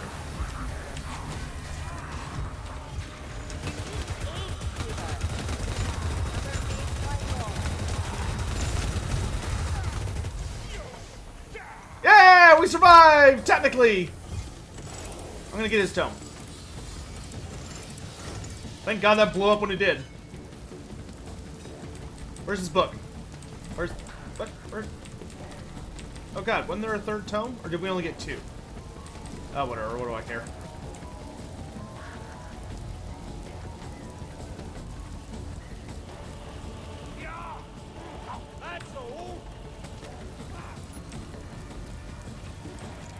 Could have sworn we had three, but I don't want to stick around. Hey, Beluga, what's up? Sundown. Yeah, honestly, I think I prefer the rifle as well to this gun, but I'm unlocking the achievements for it. Are elves incapable of growing a beard? Yes, I think. Seems that way. I don't think elves grow facial hair in Warhammer Fantasy.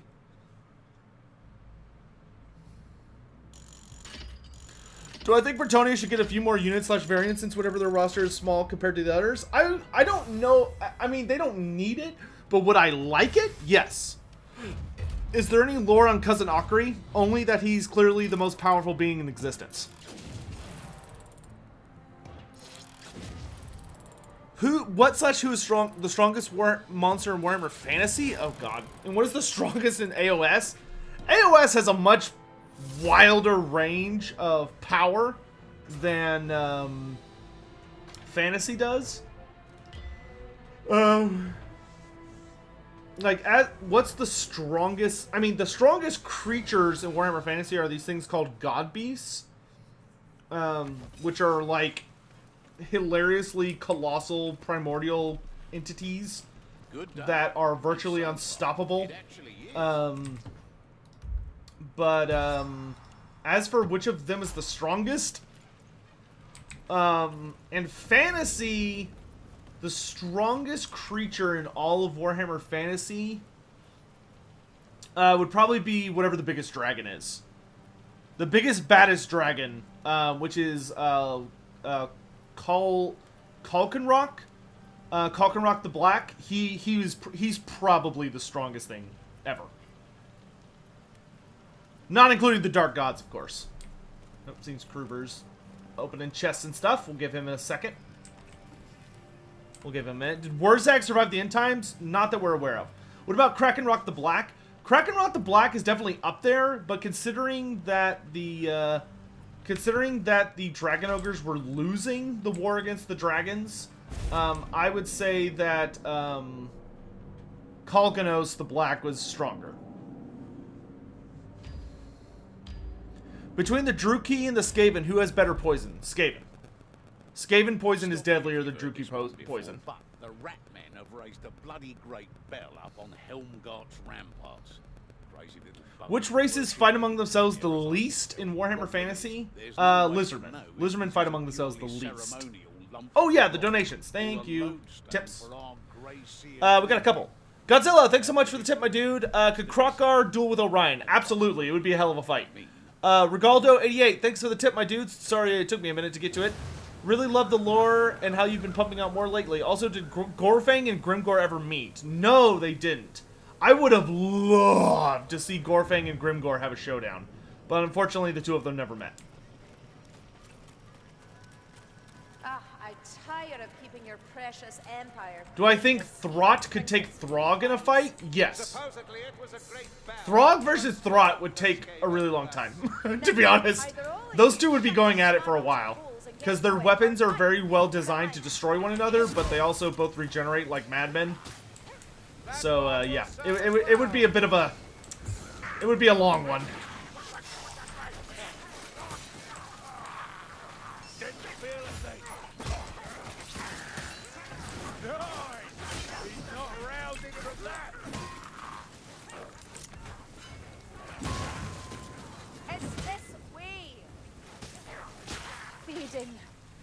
Gods. You seem sluggish, Elf. Can you still fight? Now that's a close. Go to his side! Move! Hold on. I'm in a rattling duel. Oh, I had the wrong gun out. What am I doing?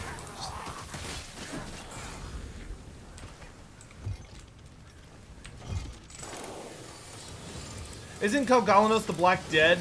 Last I heard, he's still alive. Andraban, if you have a source for that, I would love to check that out. I don't recall ever reading about Anathrema killing him, but I would love to read that if you know the source.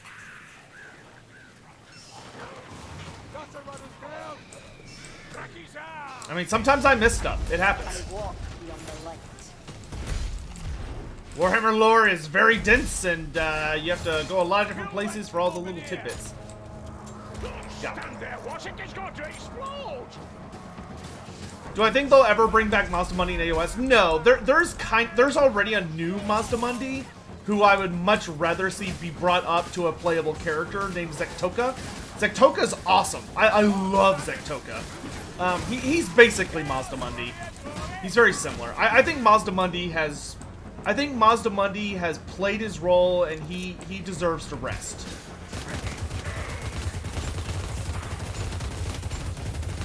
The Toad Lord has done his part. Mind the bullets, elf!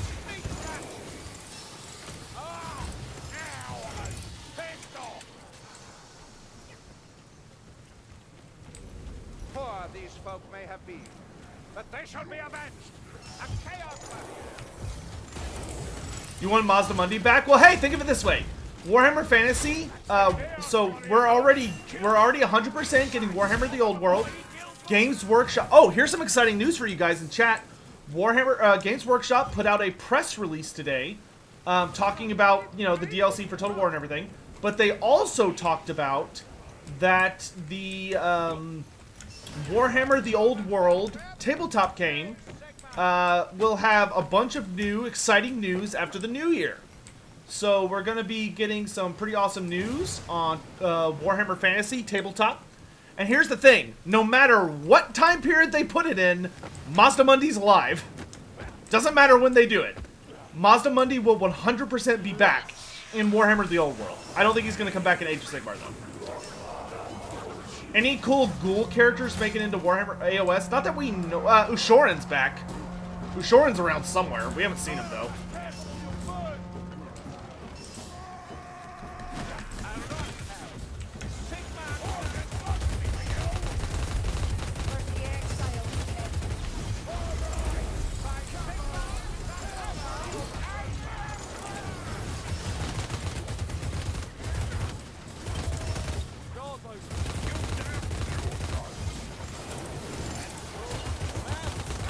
Oh goodness, a bunch of them.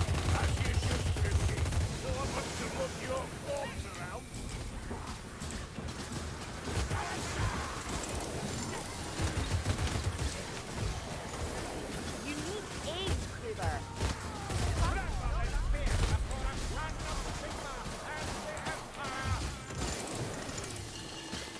I'll be so happy when I don't have to do this achievement anymore. Revolting. Power levels between Croak and Ariel. Current Croak, like dead Croak, Ariel's more powerful. Alive Croak, he is way more powerful. When did the End Times come out in AOS? The Warhammer Fantasy, the End Times started in 2013, I want to say. Age of Sigmar started in 2015. I know that because I was checking that the other day. See that? Gonna follow this dude. The Packmaster is slain. Sneak rat is dead. Am I playing with 2+ Tough? I would love to play with 2+ Tough sometime. Currently, though, I have no plans to play with him. Eyes open, side please. Oop, my bad.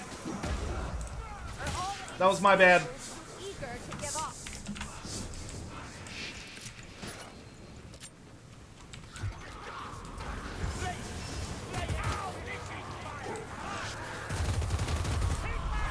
Berserkers. Meet the chopper! Oh god.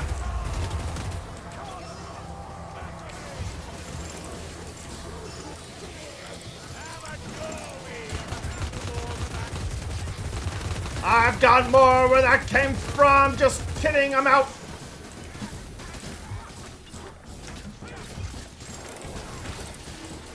Hammer time!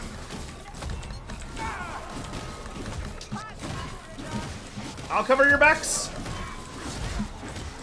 Can't wait to see, dude. Yeah, Drycha. I think a lot of people are gonna like Drycha's campaign. I wish I could talk to you guys about it. I can't, but I wish I could. It's fun. You have the official Lore Master of Sotek guarantee on that. It's a brand. I really need to hire a brand artist for my channel so I could stop having trademarked or copyrighted images for my stuff, and I can start making like t-shirts. Nope. Shaggy's a dead Shaggy.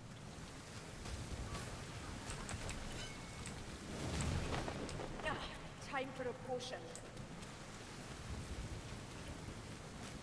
Oh, he's currently streaming? Dude, I would love to do something with 2+ Tough. Me and him have talked before on streams, but we have not We have not had a collaboration like a game. One day I'd like to play with it. Who is Drycha?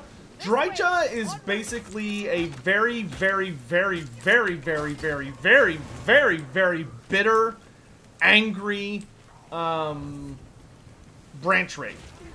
She was a branch. She's very old.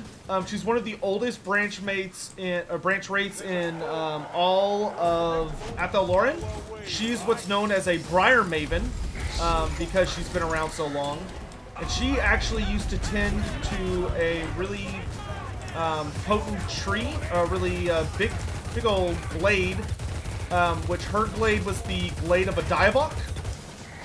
But she, unfortunately for Drycha, she was one of those individuals who the alliance of the Wood Elves and the Forest Spirits did not go well for her. Because unfortunately for Drycha, the arrogance of the Elves, Ariel in particular, I'll get the Grim. I got Grim. Ah! I was too busy typing.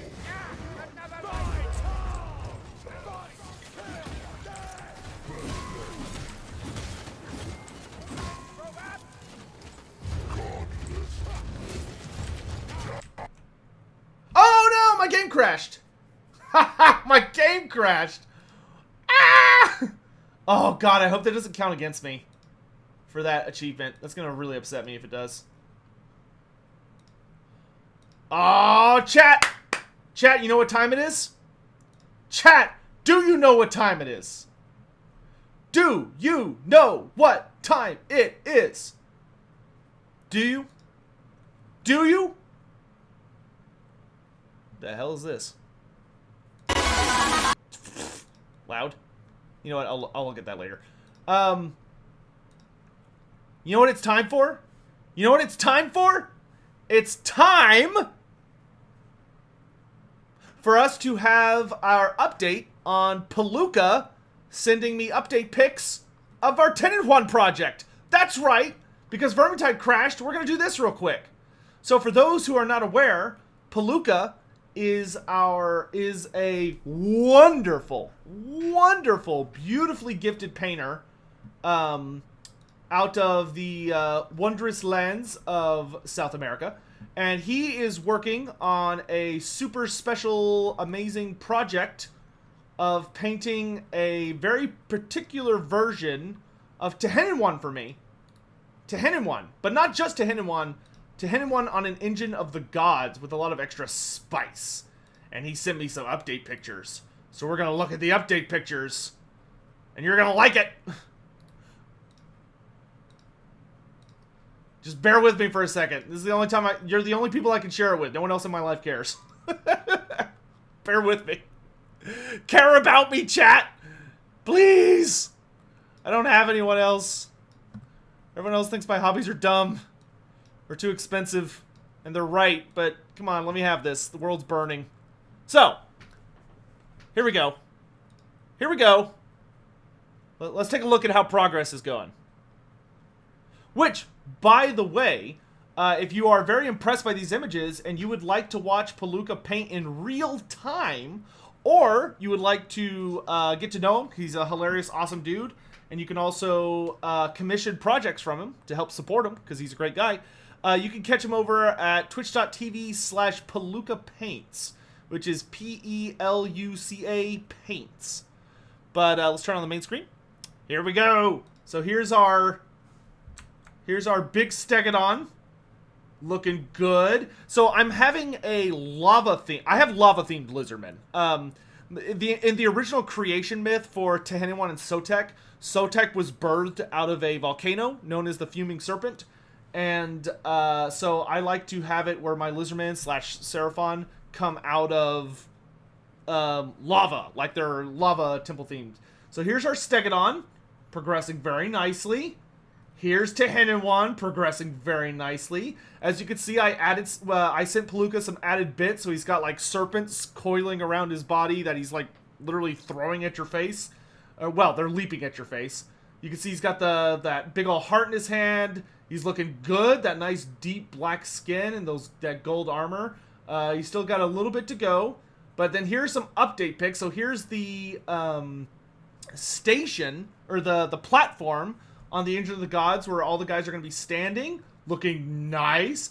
And as you can see, we added the Bastillodon bits onto the sides of the Engine of the Gods. So it's going to be an Engine of the Gods that has the Bastillodon turrets pouring out snakes. Because, come on, it's so tech. You got to have more snakes. Here's another picture of Tehinin 1. You can see he's kind of got these blue, this blue arm guard armor. And you can kind of get a good look. He's got a lot of vibrant reds and oranges.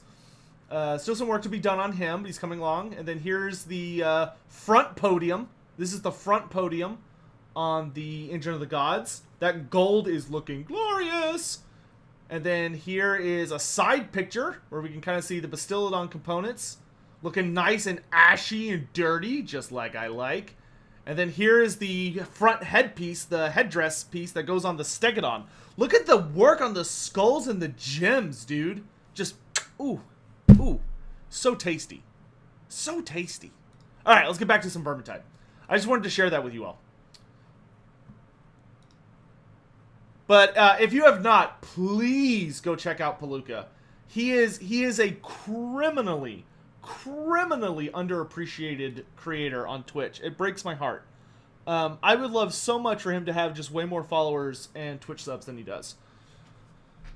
Who's the most godless race in Warhammer 2 to whom religion is the least important? Vampire counts. Vampire counts are borderline atheists.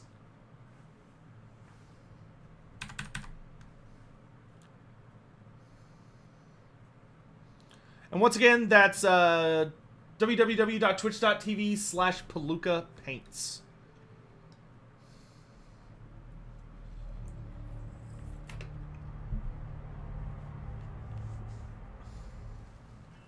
Wait, 2 Plus Tough is playing Vermintide? Right now?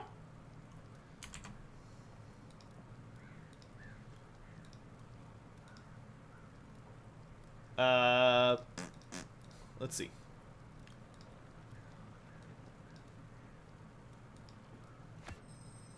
Oh, yeah, he is.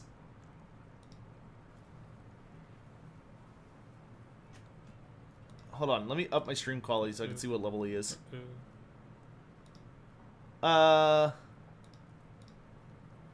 Looks like he just started the game. We'll have to, maybe we can schedule a collab sometime in the future. I'm not going to bother him right now. He looks like he's doing other stuff. No, my game crashed. I didn't end. My game crashed. Are Orion and Ariel capable of having biological children? We're not fighting outdoors. Probably? They never did, though.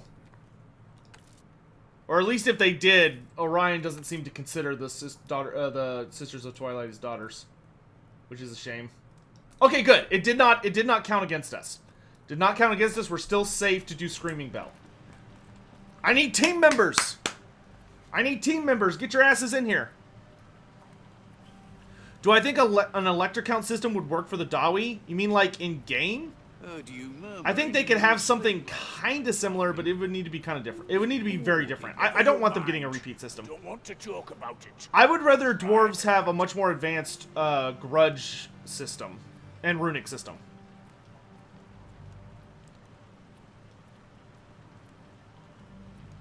You always been interested in the engineer's trade, Barding? Aye, Azungi. Ever since I was the most beardless of beardlings. Funny, don't think I can imagine you any shorter. All without a beard. That's going in the book! Alright, we need one more! One more!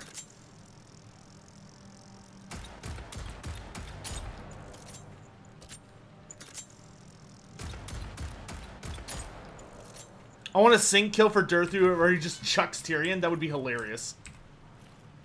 Do I think CA will get the Chaos Horse their Dreadquake mortars? Yes. 100%. Between Lizardmen and Skaven, who has the better poison? I would go... I would say Lizardmen, to be honest. Only if you include Oxiodal, though. If you take Oxiodal out of the equation, then I go back to saying Skaven. I really want Orion to get a seasonal mechanic. you'd think that, but like it would be really bad if like you're just minding your business with Orion, and then you're like, oh, it's fall, and then Orion just dies at the end of a certain amount of turns, and you have to go through the winter without him, but you get him back in spring, and maybe he has like a new trait or something. It sounds cool, but constantly losing him would probably be really frustrating for most players. Destroying the wretched thing. We don't actually know if that lump they raised in Elmgard is a real screaming bell, but better safe than sorry.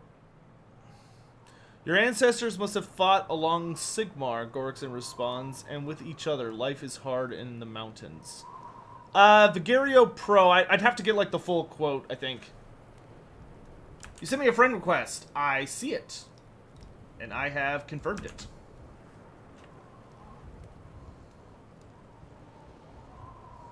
Also, I don't know if you guys saw on Twitter, but I almost have all the Realmgate War books. Which the Realmgate Wars were the first edition campaign for AOS. I have 4 of the 5. And the 5th one I've already ordered. It just hasn't been shipped yet. And I'm so excited to get it. What's the lore about the Silver Pinnacle and Neferata? The Silver Pinnacle is Neferata's base of operations. It's where she hangs out 99.9% of the time. It used to be... There's a little bit of contention in the lore about whether it used to be owned by orcs or greenskins. It was originally a dwarf... orcs or greenskins. Dwarves or greenskins. It originally was a dwarf hold. In some books, it claims that the hold was then taken over by greenskins, and then Neferata took it from the greenskins. And in other stories, like Neferata's personal novel, which I dislike for a lot of lore reasons, it kind of jumps all over the place and craps all over the lore. But Neferata's personal series claims that Neferata took the hold from the dwarves themselves, which opens up a whole can of worms. But long story short, though, it's her main power base. And it's a very nasty, nasty, nasty place where all of the bottom levels of the hold, like all of the tunnels throughout the mountain and stuff, are made up of a set of labyrinthian pathways full of nameless horrors and undead legions that Neferata uses to, like, test people and guard her entrance, or guard her home. But if you get to the top of it, it's like a beautiful,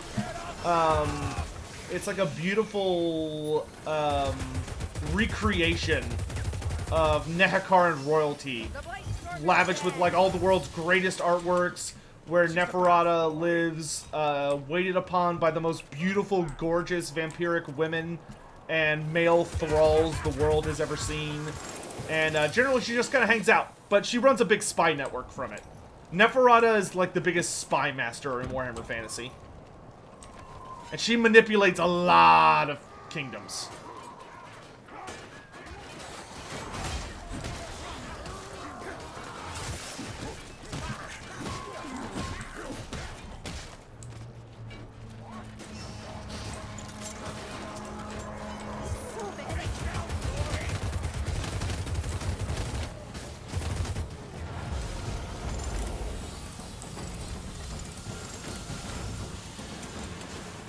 Where are they?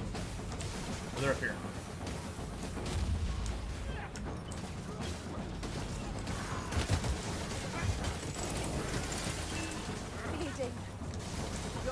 I've got you, Elf! Oh my gosh!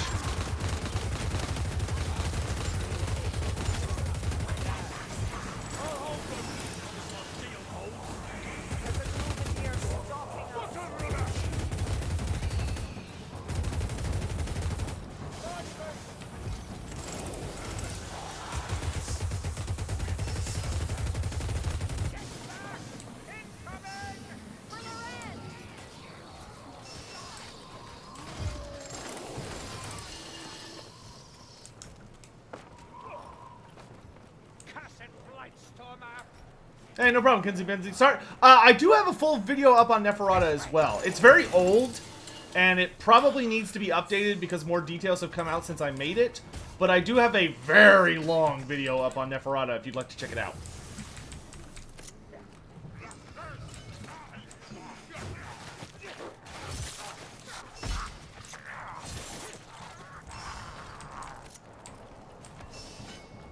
It's very old, though. I apologize in advance for the camera quality if you listen to that video.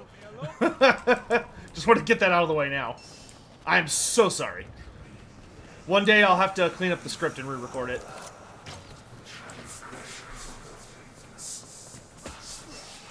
Look where you're shooting, fool! We got the leaks, mate.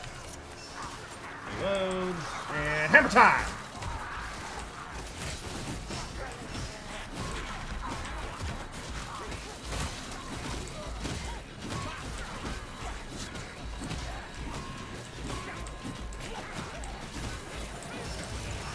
That alley is locked.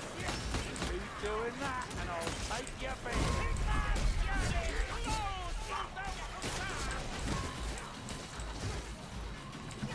Let's have an efficient tool for slaughter.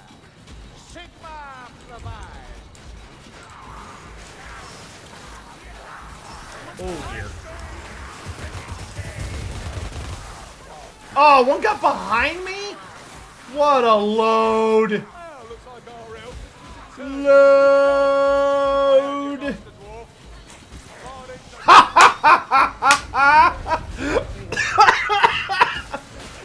I couldn't even get my weapon out! I had my gun out, so the second I stood up, I just got poked and I died.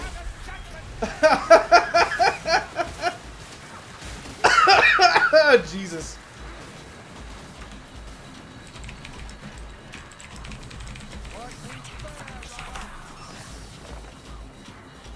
Why doesn't the spell singer hero get the lore of high and lore of dark? Because among the wood elves, only the true masters of their kind, the spell weavers, are put in enough study and research to learn those lores. Oh, that was so obnoxious. This game. Lightstormer won't trouble us no more. I redeemed a lore fact on what? Sorry, chat was moving a little fast. I missed it.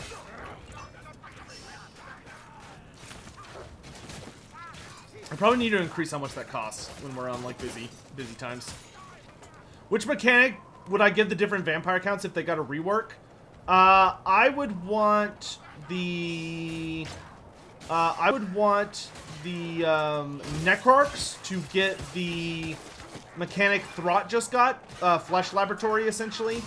But, you know, call it something slightly different. But Necrarchs can basically do the same thing. So I would give the Necrarchs the something similar to the Flesh Laboratory. I think that's a good I would idea.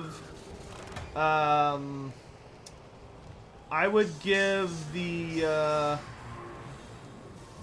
Heads up, over there. I think I would give the Strigoi. I would probably want to give the Strigoi access to some kind of like hoarding mechanic. Like maybe a unique gimmick where they're able to This way. spawn like hordes of ghouls to just make them really big and nasty. For Lamians need to have the Lamians should have faction manipulation like the High Elves. Maybe make it a little more maybe make it reliant on blood kisses, but they should absolutely have that. Von Karstein's, I would just Von Karstein's, I would give access to the Imperial management system, the Empire mechanic. You know, where they could like select people to take over the Empire. I think that would be really cool for Vlad and Manfred. Plague monks up the And hedge, then fire. for the Blood Dragons, I don't know what I would do for the Blood Dragons. For the Blood Dragons, maybe they could have something kind of like, maybe they could have some kind of like pseudo Norscan idea, where maybe they're like supposed to do like, or like maybe like a Lithanar, where they're supposed to like kill a particular character, or monster. I would probably make it based on particular characters, like they go and duel certain characters in order to get cool buffs. I think that could be cool. Plague monk. Granted, that's a lot, but like if you're just giving me an infinite budget, that's what I would do.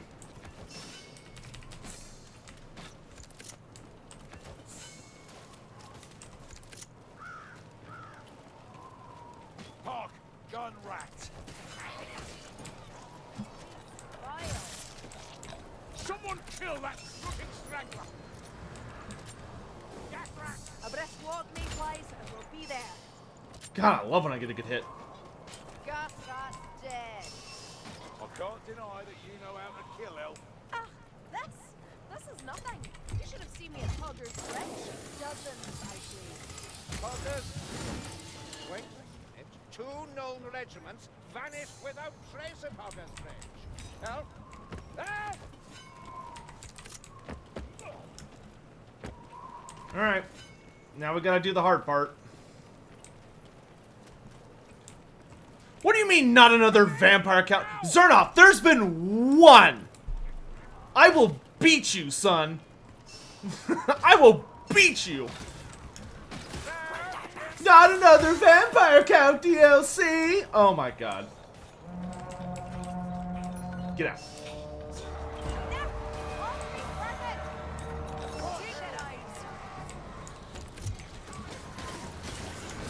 But Vampire Count's got one of the shittiest DLCs in the game! And then they got 2 free legendary lords! Oh, they're so spoiled! Idiots.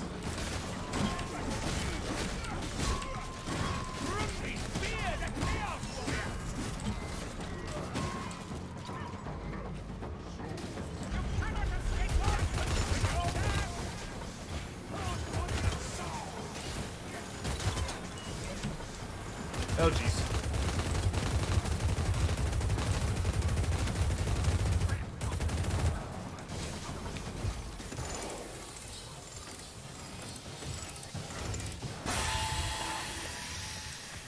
Who's stronger, Bellinor the Wise or Egrim von Horseman? My money's on Egrim von Horseman. Egrim von Horseman has Baldros, dude. Baldros is like the strongest Chaos Dragon behind Galrach. Is there any lore about the city of Quintex? Not that I've ever seen. What is the Treekin's role in Athel Lauren? Are they even sentient? They seem more bestial and they don't seem to have a special... There actually is a special character for Treekin. The Treekin have a special character, Amadri Ironbark. He's actually one of the leading lords of Athel Lauren. He's like one of the members of the council that rules over Athel Lauren. He used to be alive, and he was known as Amadri Dawnstar? Dawnspear? Something like that. But he got killed by a bunch of Slanesh demons. But when he died, after suffering their not-so-tender mercies, he basically resurrected, or his spirit, like, refused to get devoured by Slanesh or move on. So it went and possessed a big old dead tree. And he came back as Amadri Ironbark, and he was super pissed, and he killed a whole bunch of demonettes. And then he sealed the entrance to the vaults of winter with big old rocks. And ever since then, he's led one of the Wood Elf kingdoms. He actually makes some cameo appearances in. Oh my gosh, he like. Oh my god! I'm just gonna run away. Don't mind me. Excuse. Oh, I saw it! I saw it! I saw it! I saw it! Like an asshole, I just stood there. Heal, heal, heal, heal, heal.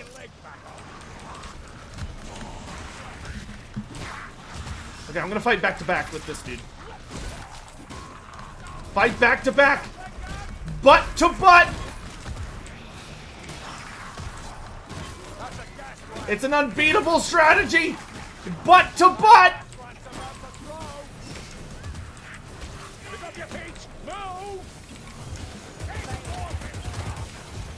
Recharge, recharge, recharge.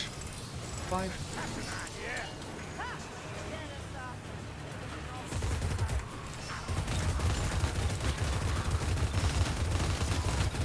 Get wrecked! Ah!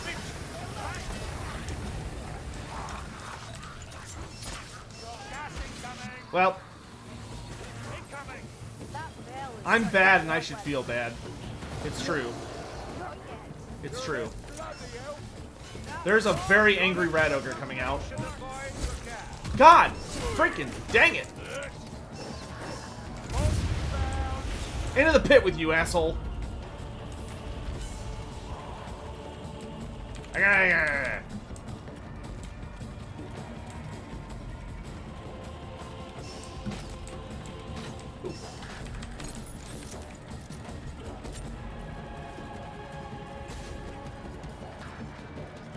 Do I think Krell should be a legendary hero?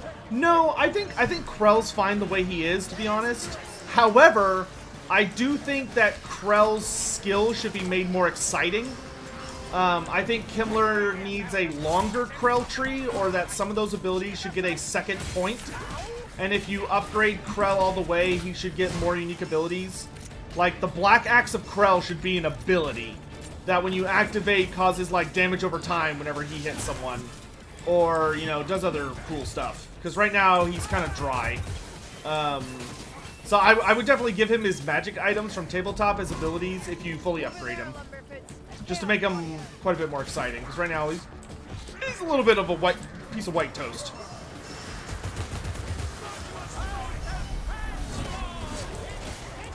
And not like the delicious American sugary kind that you get after a long day where you're really hungry and you eat a piece of bread and you're like, damn, that's some good bread. He's not that kind of bread. Gorse needs to be removed. Well, there's no point in removing him. Like, removing him is not going to magically give us more space. It's not how that works. As much as I indulge in and enjoy the spite of, like, the idea of removing Gorse from the game, it ultimately would not actually benefit the community in any way. Dade Rude, I'm so glad to have you with us here today, my dude. Yeah, dude, you can ask anything you want about AOS. I collect AOS a lot, and I really, really enjoy AOS.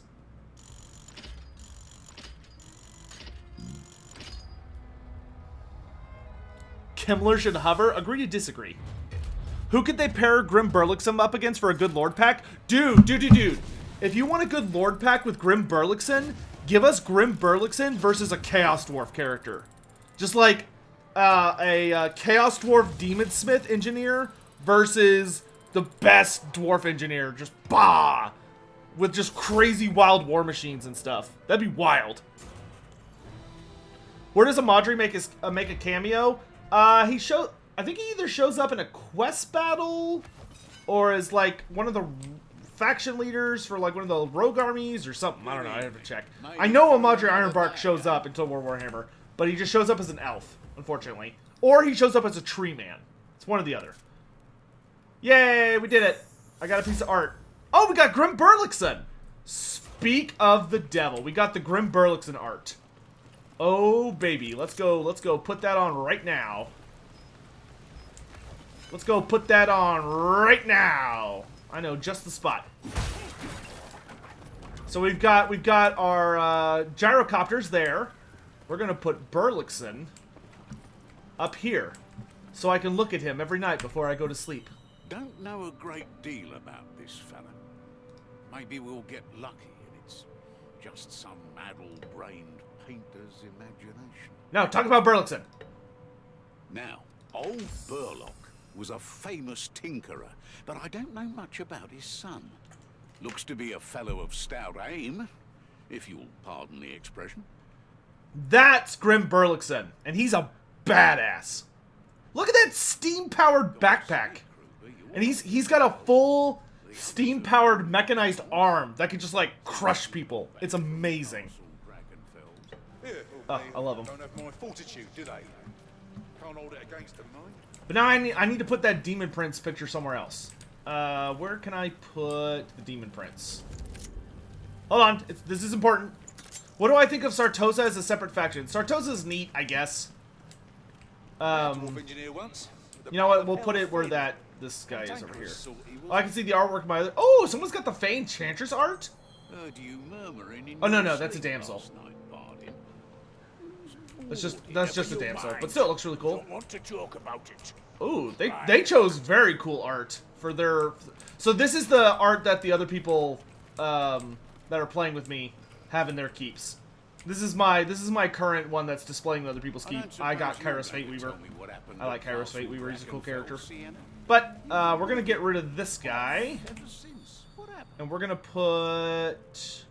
Where is he? Slaughterboard. Don't know a great deal about this fella. There we go. Much better. Maybe we'll get lucky. What do I think about the new Warhammer game for mobile? It's a thing. That's all I have to say on that. It is a thing that does exist. Yep. Alright, we have to do the Act 3 missions. Cool. Well, let's get to work. Let's start with the hardest one. Let's do Festering Ground first. Hush now. Gossip never did anyone any. Aye, that's probably true. Daddy Hit Me is joining the game. Neat. Nice name.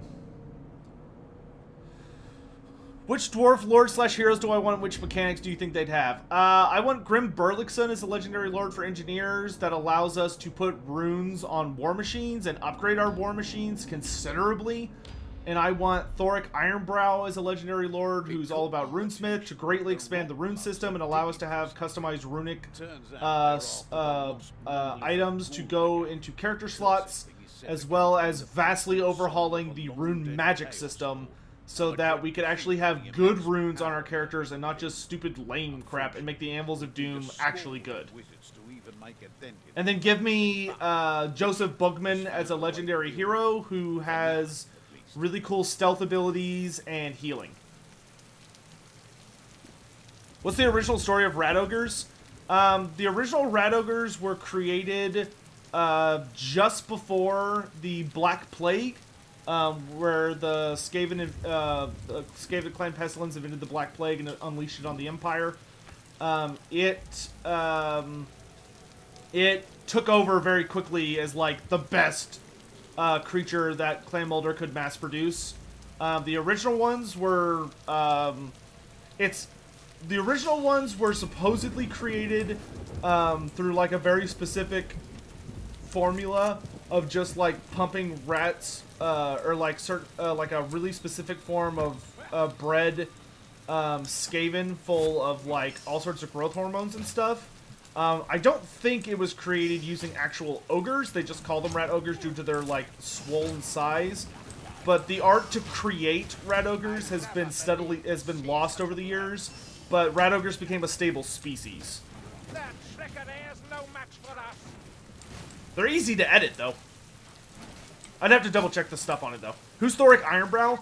Thoric Ironbrow is basically the most badass rune lord that's still on the battlefields of the Warhammer Fantasy world. He is the rune lord. He's the leading rune lord of Karakazul, and he is a badass. He knows more about the Anvils of Doom than any other rune lord. And he is an absolute Chad. He's very old. He's not the oldest living rune lord. He's probably like the second oldest living rune lord. Because the oldest living, of course, is Crag the Grim, who lives in Karazakara. But Crag the Grim is at that age where battling is kind of behind him. He's more of a repository of knowledge now, and a teacher of future generations. He's a little, but, yeah, there you go. What's the name of the three-headed demon of Tzeentch in some art? Three-headed demon of Tzeentch. There is no three-headed demon of Tzeentch. There is a two-headed demon of Tzeentch, which is Kairos Fate Weaver, who's the biggest, baddest Tzeentchian demon, greater demon. He's the most powerful. He's one of the most powerful sorcerers in the Warhammer Fantasy universe. The most famous three-headed demon is Karanak the Hound. Karanak is basically Cerberus, but it's a big, scary corn bloodhound instead of just a three-headed dog.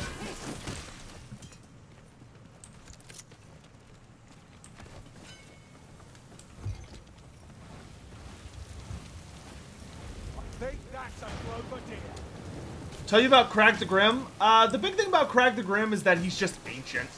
Crag the Grim is a very, very, very, very, very old dwarf. Crag the Grim was like around and got to witness and participate in the war against the elves. That's how old that dude is. Which for elves is like, that's, you know, that's respectable, but for dwarves, that's like, holy shit, you're old. Check your aim. Righteousness, do not fail me now. That's a nasty wound, sir. Bloody hell, Sierra, scorching my undeserving arse. Hail, hail, now!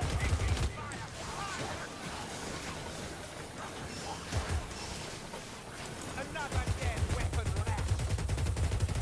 Why am I doing this? Not bad for a fella with one eye. Oh, a storm fiend, my favorite. Oh, yes, kill the I'm coming, I'm coming, I'm coming. Get out of my way. There's monsters to be slain. Never mind, it's dead. Ha! I am participating. Just leave me behind. Oh, jeez. Oh, here we go, here we go, here we go, here we go. No, they're mine!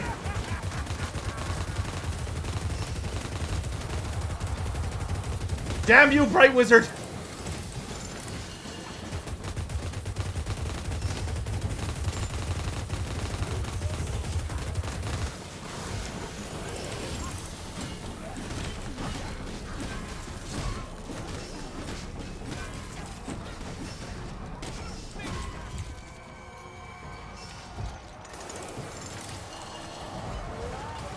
We're coming!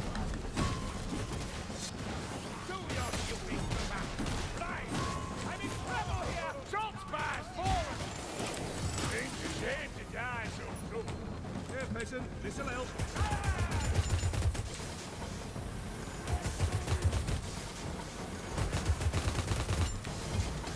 You're stupid. That's a late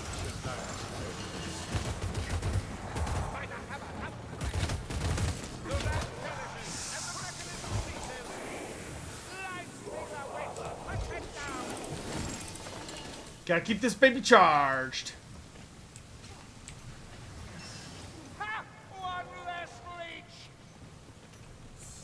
Nakari versus Scarbrand? I don't know. Probably Nakari.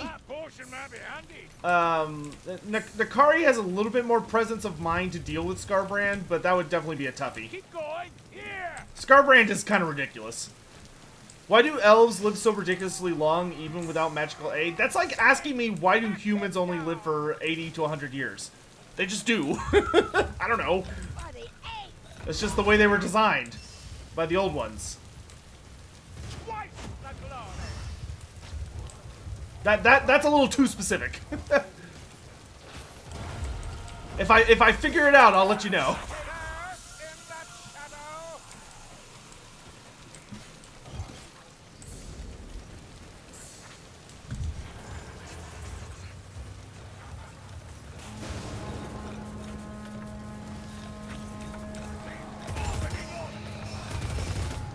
Nerds.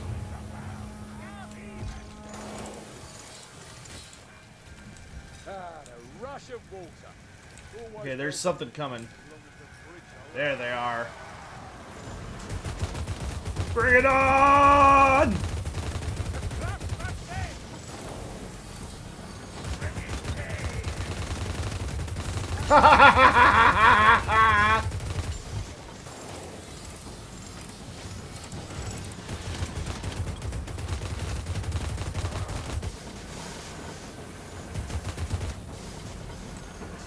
Bye-bye.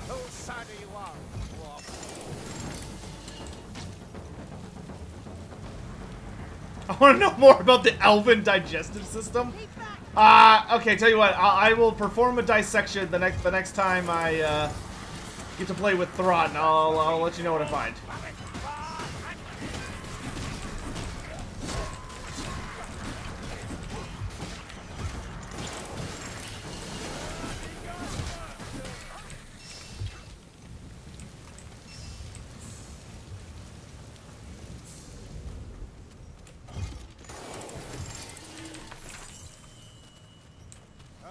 Have any Total War Warhammer 2 order races fought with Cathay and or Nippon? Yeah. The Lizardmen have fought them many times because they like to invade Lustria just like everybody else.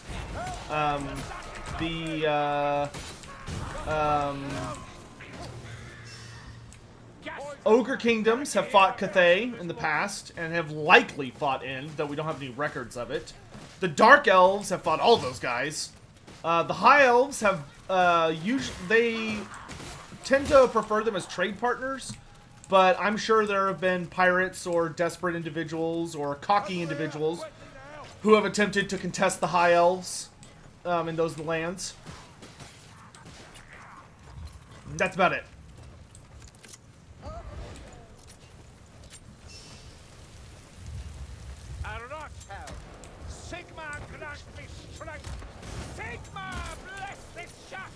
That was a good shot.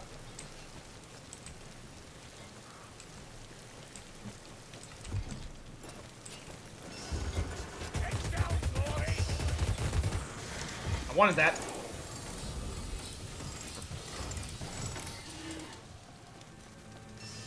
What would be the best / safest place to live in Warhammer Fantasy? Talea. Talea is apparently... Talea or Astalia are apparently like the nicest, safest places to live.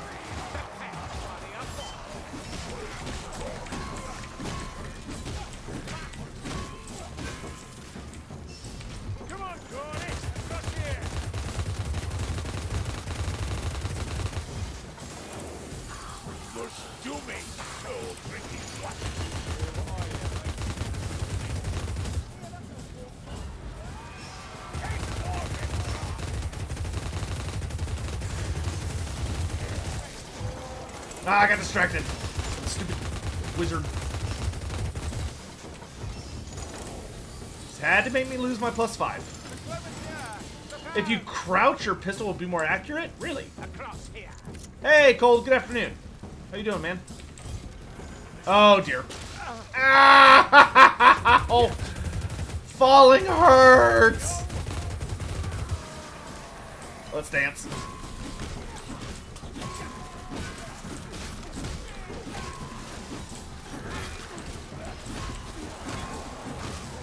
Is there a Warhammer version of Disneyland? No, I can't say there is. I mean, maybe the six ring palace of Slanesh. How long do ogres live? A good while. Ogres are definitely in the centuries.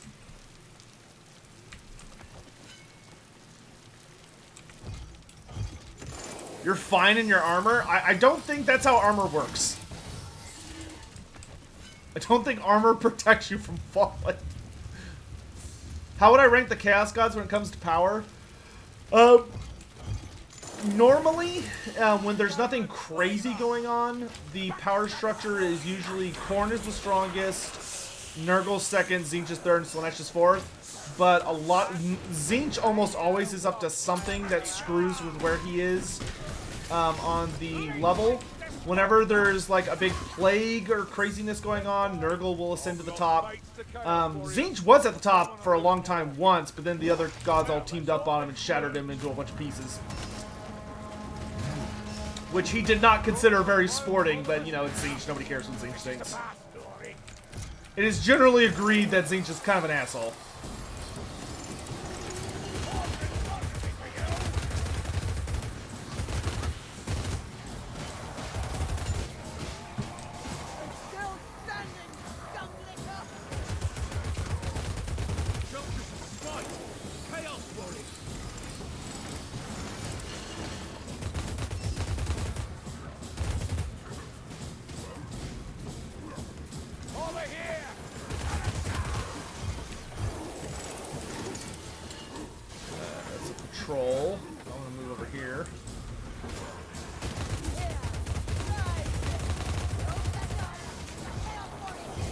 Bombed that patrol, didn't she? Here's what I'm gonna do. I'm gonna drink a potion of strength, and then I'm gonna throw a bomb. And I'm gonna throw a bomb. I'll do it.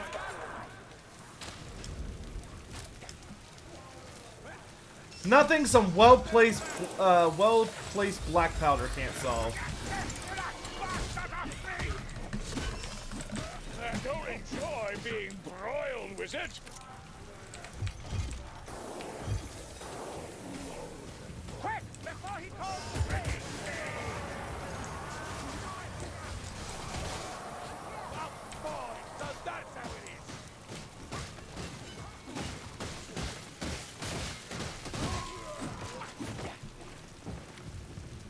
Time to get the Grim. And you.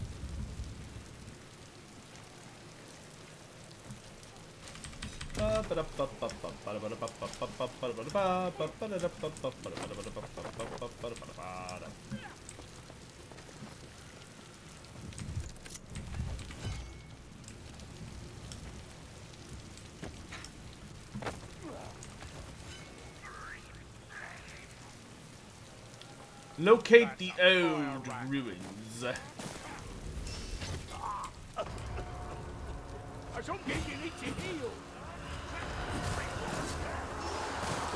Oh.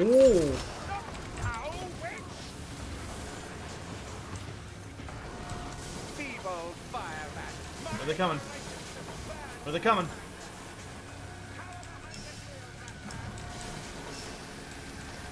Death comes easily to you, Saltzpur. I bring death where death is needed. Join me in righteous slaughter. Already with you, peasant. You haven't matched his speed yet. Three,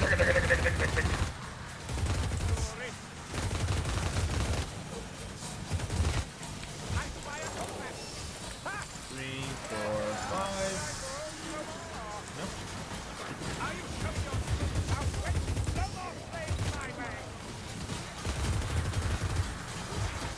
Oh, nice! I got the we have the technology trait.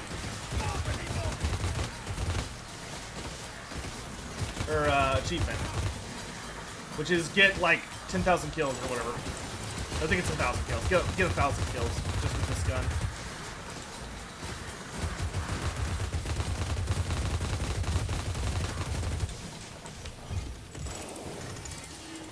Yeah! Tinker's Tempo! Objective achieved. That's the one where I have to keep charging it right at the end. This is the door. So I don't have to do that dumb shit anymore. Come on, shield Raki out. Pop! There's a gas Raki somewhere close by. Do I know what the deal with the Morthy is in the lore lately? Yes, it's a really long story, to be honest. I will be making a video about it soon, so just hang tight. Cain is dead in Age of Sigmar, yes. Cain is 100% dead. Morthy actually just devoured all of his power and turned herself into a god. Which is why she's now Morthy Cain. Because being Morthy is officially a god now. She devoured the power, she stole a bunch of power from Slanesh. She devoured the souls of all the Phoenix Kings except for an Arian. And she devoured all of the power of Cain and made herself into a god, and she's super badass. Yeah, TM soon, not. You should know what kind of soon you signed up for if you're in this channel. My version of soon is very different. My version of soon is very similar to Games Workshop's or Creative Assembly's. So, you know, be warned.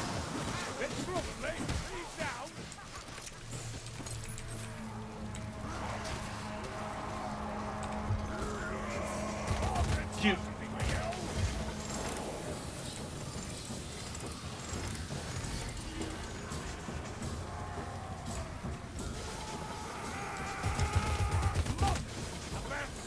Oh my sweet goodness.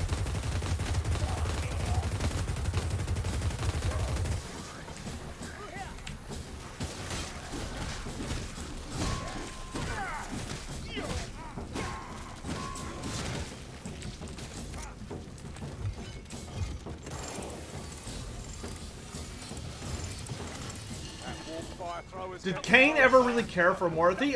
Cain liked Morthy well enough. Morthy was one of the first major servants that Cain had. And you have to remember that, I'll put it this way. Cain liked Morthy enough that Morthy was the only person in Warhammer Fantasy who knew how to create the Cauldrons of Blood. And Morthy was also the one who taught all the rituals and rites of those things to the other witch elves and the cult. Like old Helebron. Helebron had no idea how to make a Cauldron of Blood. And Morthy also never taught the secret art of eternal youth to Helebron. That's why Helebron grows old every year and has to constantly redo those rituals. It's because Morthy, out of spite, refuses to tell her the rituals. that she would need to stay permanently young.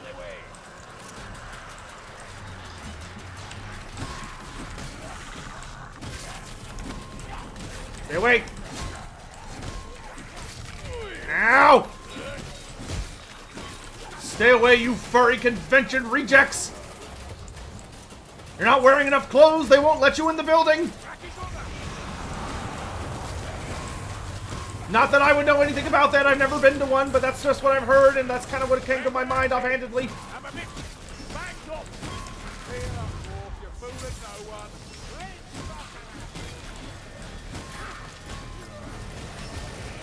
Oh. Can hit kill. Keep going, Raki. You might hit something. Hit on that rattling anyway. Even a Oh god. dwarf needs Okay, thank you. testing.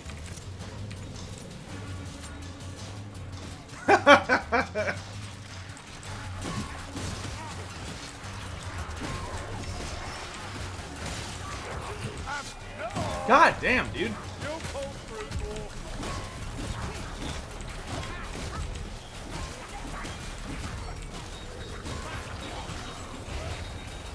Sweet Rumney Lord and Rakizar! Ha! One left Rakizar!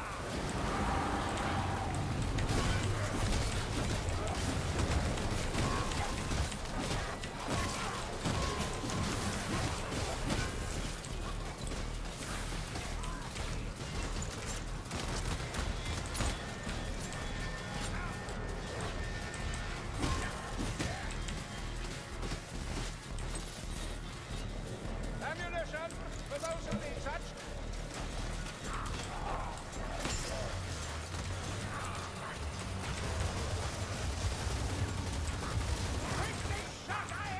Oh, that was a good shot, me.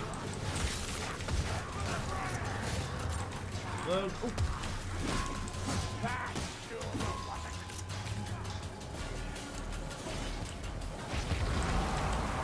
Okay, now we just gotta get the hell out of Dodge. Head for the portal, darlings. Up and away.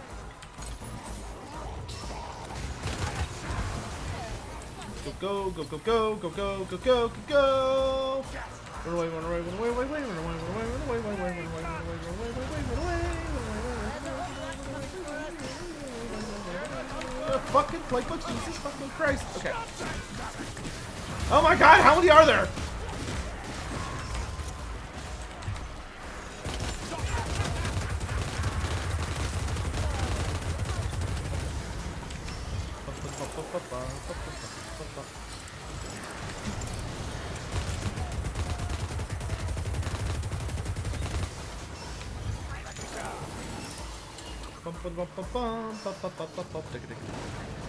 Okay, I should probably stop singing William Tell Overture. Pretty sure that's not copyright anymore. It's way too old for that, but you know, better safe than sorry. Will there be any Crimson Vermin this Christmas? I don't understand that reference. Ice time zone. Take time for all. Perish me. Yay! Do more of these books say anything about Malarian? No, Malarian is mentioned quite a bit, actually. And his troops, maybe himself, makes an appearance at the end of the book. We're not sure if it was Malarian or just one of his minions, but it appears at the end of the book and just absolutely wrecks a bunch of dudes. Violently. But no, Morothy does talk about her son a bit.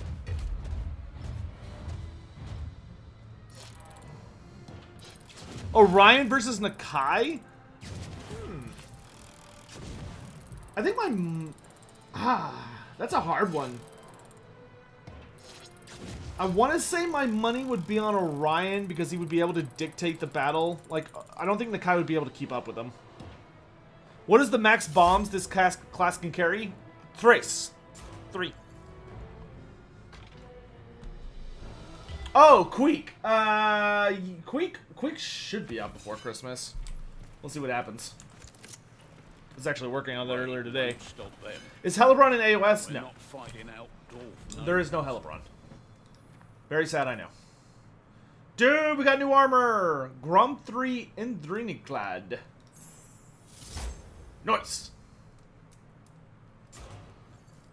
What's the UI I use? I literally just went on to the Steam Workshop for Vermintide and got the I took like the top 5 mods or whatever it was. There we go. Black and gold armor. I love it. Now that is some armor. We're almost done. Got 3 more missions to go, assuming nothing bad happens. Who are the best dark elf battle? Who are the best dark elf generals for battle in the lore? As in, like, the best at leading or the best at fighting?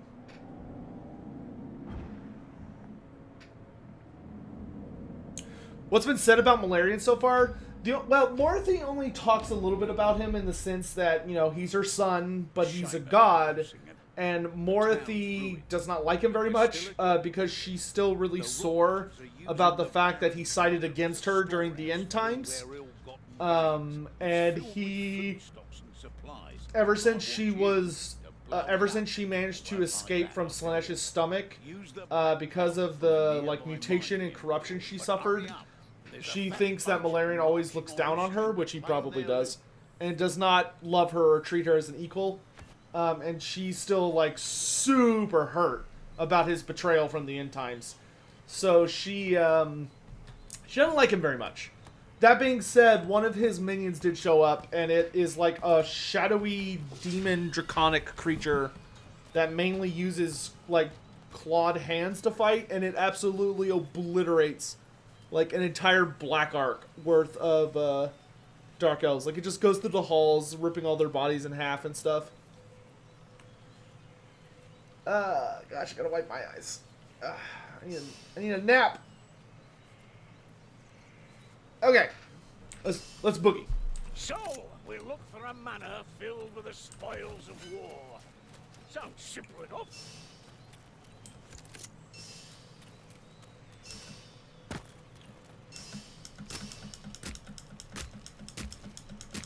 Jory, have you gone wandering? Bunny hop, bunny hop, bunny hop, bunny hop, bunny hop, bunny hop.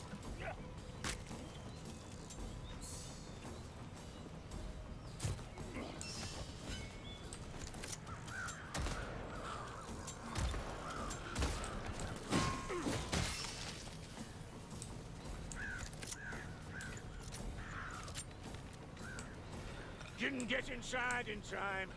Not that it would have done much good by the look of things.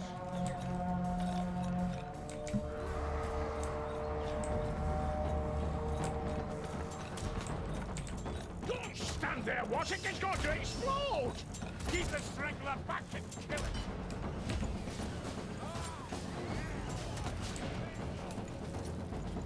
Ah, Boomer! It's no pretty, but you get the job done. Joey! There she goes, down, singing them away from that killing kidney.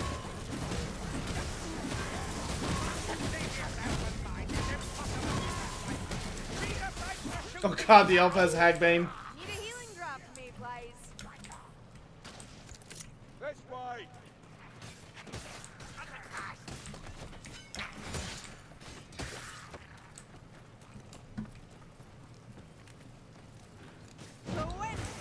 As commander. I think the best commander among the Dark Elves, I mean, it's probably Malekith. If not Malekith, I would probably put my fate in the hands of, like, Malice Darkblade.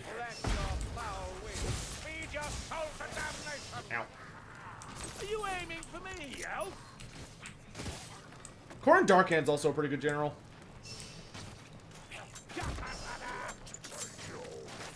Typical stuff. Not bad for a fella with one eye.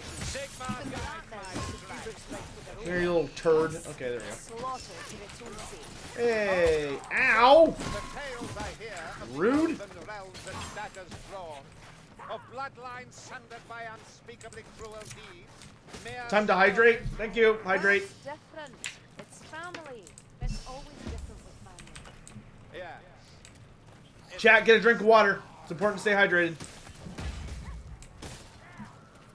Make sure your precious, adorable, sexy bodies don't kick out on you.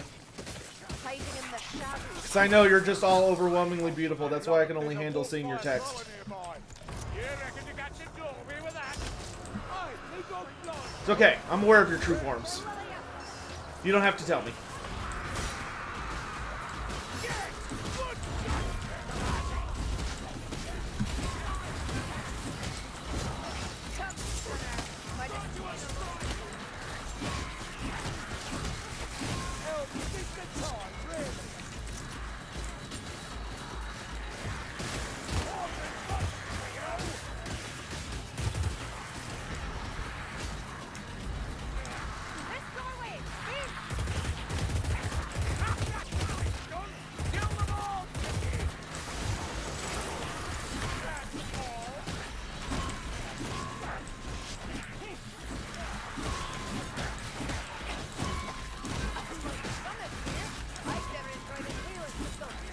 Who's the best High Elf commander?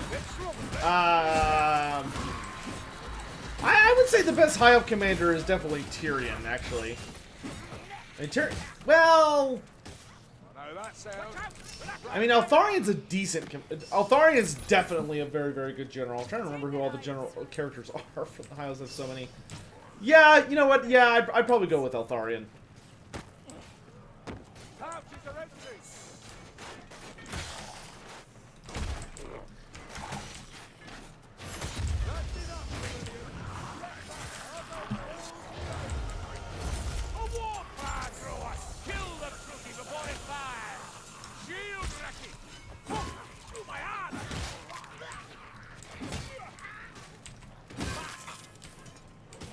Rude.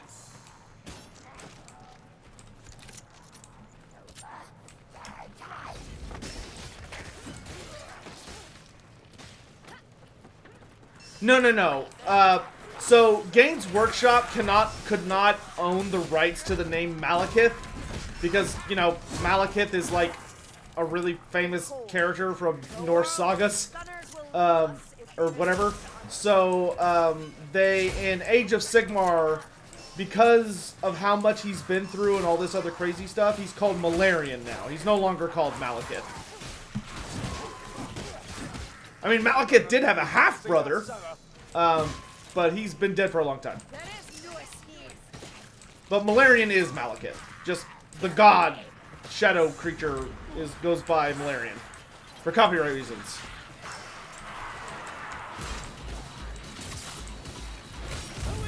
Same side, Hunter.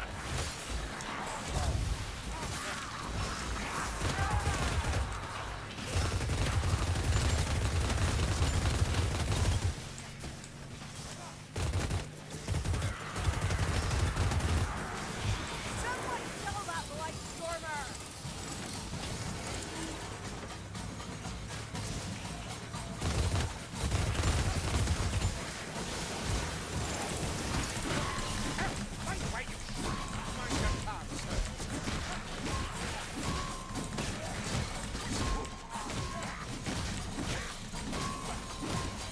Yeah. Malekith is the only son of Morathi. But Anarion, Malekith's father, had 2 other children. Who's the best commander of the Wood Elves in the lore? The best commander of the Wood Elves would probably be Ariloth. Definitely not Orion. Orion is a terrible general. Orion's not really a general. He more like gets the elves hyped up into a super frenzy and just charges forward and obliterates everything. Neither should we. Sounds like a chaos troll or bile troll. That's a troll lumbering about.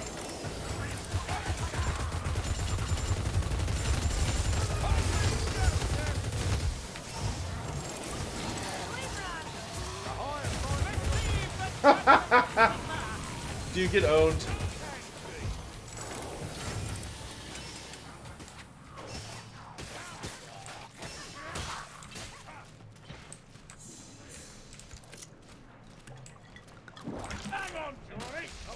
Get absolutely wrecked.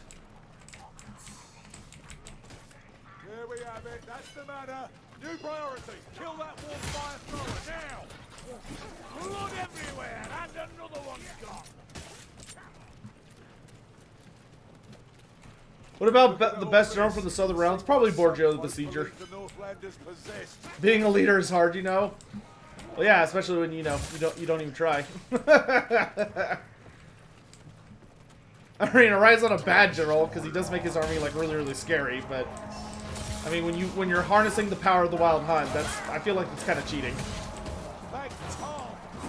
Oh. I'll get through here. We have to go around.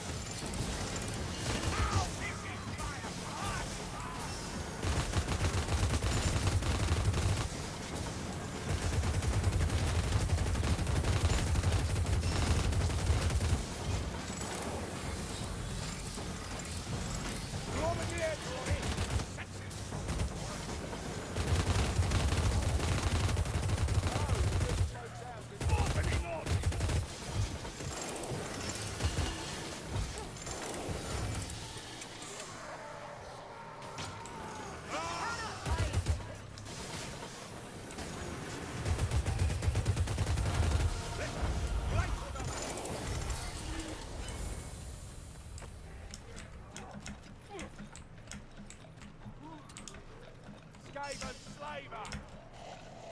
Still got it.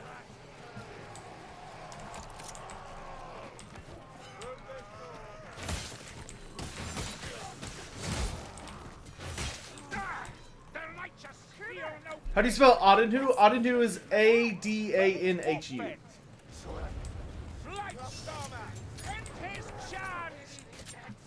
Adenhu. Imbibing a potion.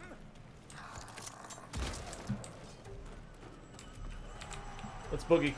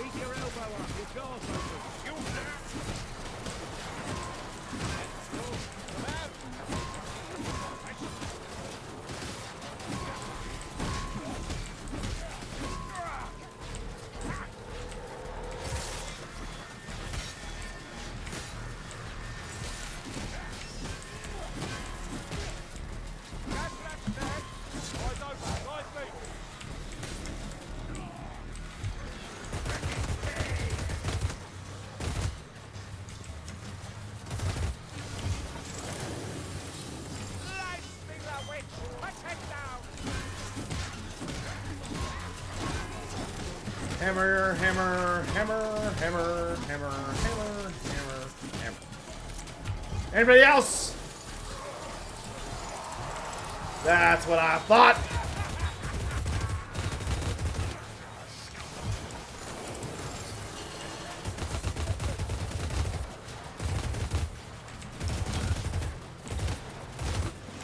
Ow.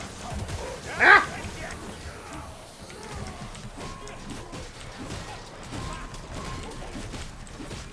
Meet the hammer of justice! Ah, you're getting the knack of this, Julie.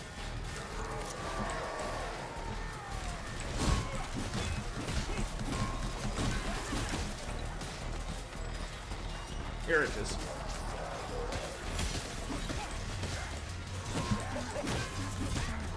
Oh, so chat, I do feel like I'll send out a Twitter post about this as well. But I know y'all like to be kind of kept in the loop about these kinds of things. But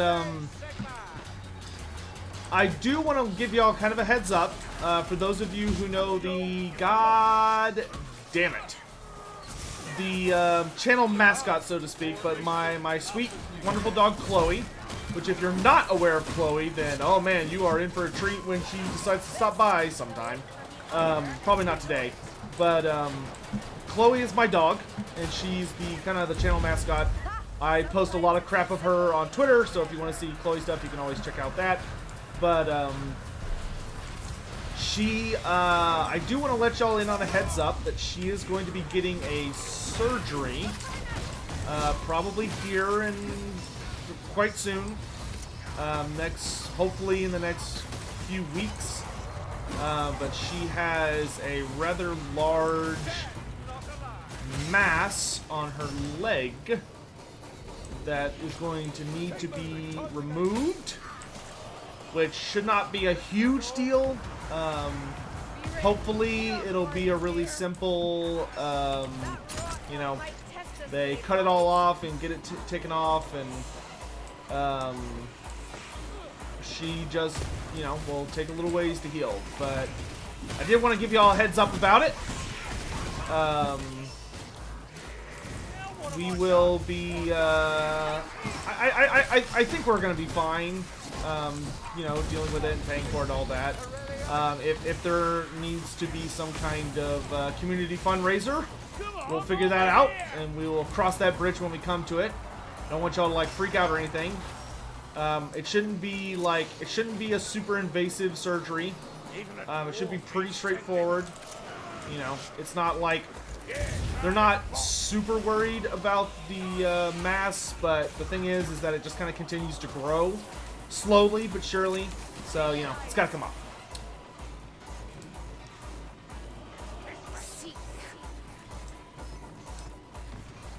But I figured, I know y'all would just kind of like to be kept up to date, because I know when I watch other content creators and I'm familiar with their pets or, Jesus, or the freaking Hellstorm rocket batteries, dude. Whenever I'm aware of their pets or whatever, I like to kind of be kept in the loop. Oh, blessed shot! We don't know what it is yet. It'll get sent off to testing once it's removed. She should be okay, though.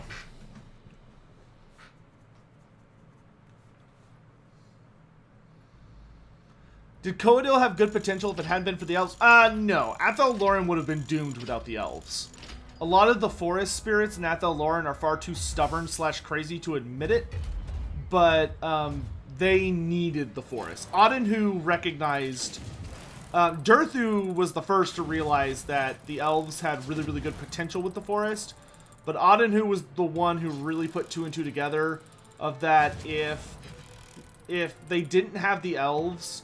The issue is that the forest of Athel Loren would likely continue to try and expand without end, garnering more enemies and more wars and more violence, and the forest, the very spirit and nature of the forest itself would become warped and twisted. How old is Chloe? Chloe's about 10 years old. She's a little bit less than 10 years old. She's almost there. If I'm not mistaken, 2 more maps. Moors leaves even. We're nearly there. During the Ubers once. Next is War Camp. Got a dip? Okay. Actually, you know what? You know what? Think I'm gonna call it myself. Thanks so much for the help. You guys kick ass. Yeah, those guys were absolutely destroying it. Am I going to be doing anything for the Overchosen Invitational? I did not think I was, but yes, I am. Small thing. Very small thing. I'm not going to be like an announcer or anything, or a competitor, but I will play a small role in the Everchosen. It should be fun. Let's go ahead and open all the chests we got, see if we got anything interesting. And we will go from there. I hope you all had fun today. Between the Wood Elf Reveal stream stuff and the Vermintide. It was really cool to get to hang out with you all. We're just kind of opening through our chests, see if we get anything that's not garbage. I imagine everything we get is going to be garbage. Anything that's not a red is a garbage as far as I'm concerned.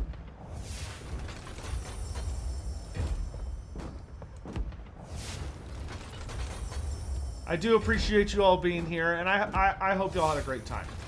And because y'all stuck it out to the end, I'm going to let you out on a little secret, okay? I'm gonna let you in on a little secret. Tomorrow, if I remember right, tomorrow we're going to be playing the campaign of the DLC. Volchino, what was your question, dude? Heard you murmuring in your sleep last night, Bardin. Who's Mordin? Never you mind. I don't want to joke.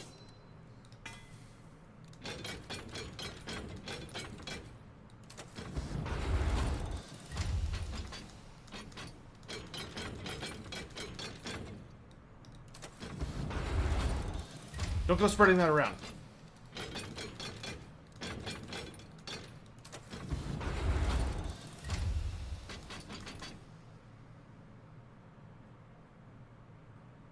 Do I know the names of any of the elves in Larlorn Forest? Not off the top of my head. Larlorn is fairly underdeveloped as far as the game goes. However, there is a supplement for Larlorn coming out from the Warhammer Fantasy Roleplay 4th Edition guys, which their stuff is considered canon. What time? Probably... I forget what time. Whatever the embargo list. You'll see a live stream thing for it.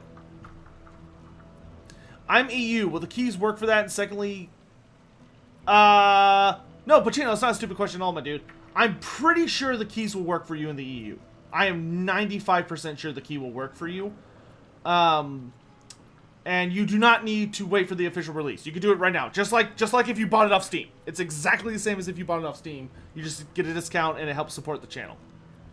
Does the power on trinkets help in battle? Yes. If you look here, hero power. Hero power increases the damage dealt, the number of enemies penetrated by attacks, and the stagger level of your attacks. Oh yeah, someone in chat says they're in EU, they can confirm the Fanatical links work. Yep.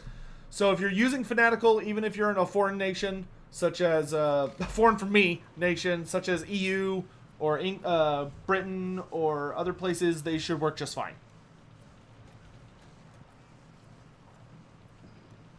So... thank you all again so much for watching. This was really fun. I had a great day just hanging out with you guys. I can't wait for the next embargo to drop so we can play some campaign. You'll definitely see a... I'll put up one of those like YouTube stream in X amount of hour things at some point tonight. So you'll be able to see when it is. So just keep an eye out on the YouTube channel. And of course I'll tweet about it. So if you're not already following me on Twitter, make sure to go follow me on Twitter for announcements, for streams and stuff, so you don't miss. But yeah, man, I need to go lay down for like just 20 minutes or something. So, yeah. Have a lovely day. I need to go take a nap. Gixer, appreciate it, buddy. And I'll see you guys tomorrow. Tomorrow. It's going to be very exciting. I might be on later tonight. For either more Vermintide. I might play some Hades tonight. I kind of want to play some Hades. So, I've actually got to rearrange this entire room. So, I've actually got a lot of woodwork I got to do today. I've got to vacuum this room. I've got to move the hutch over there. And then I've got to move this desk out of the room and vacuum under it so that I can put the new furniture I built to go under this desk. And then I have a new desk that's a standing desk that can alternate between standing and sitting that I just built. That I got to build and put there so that all this can go there. Stuff. Anyway.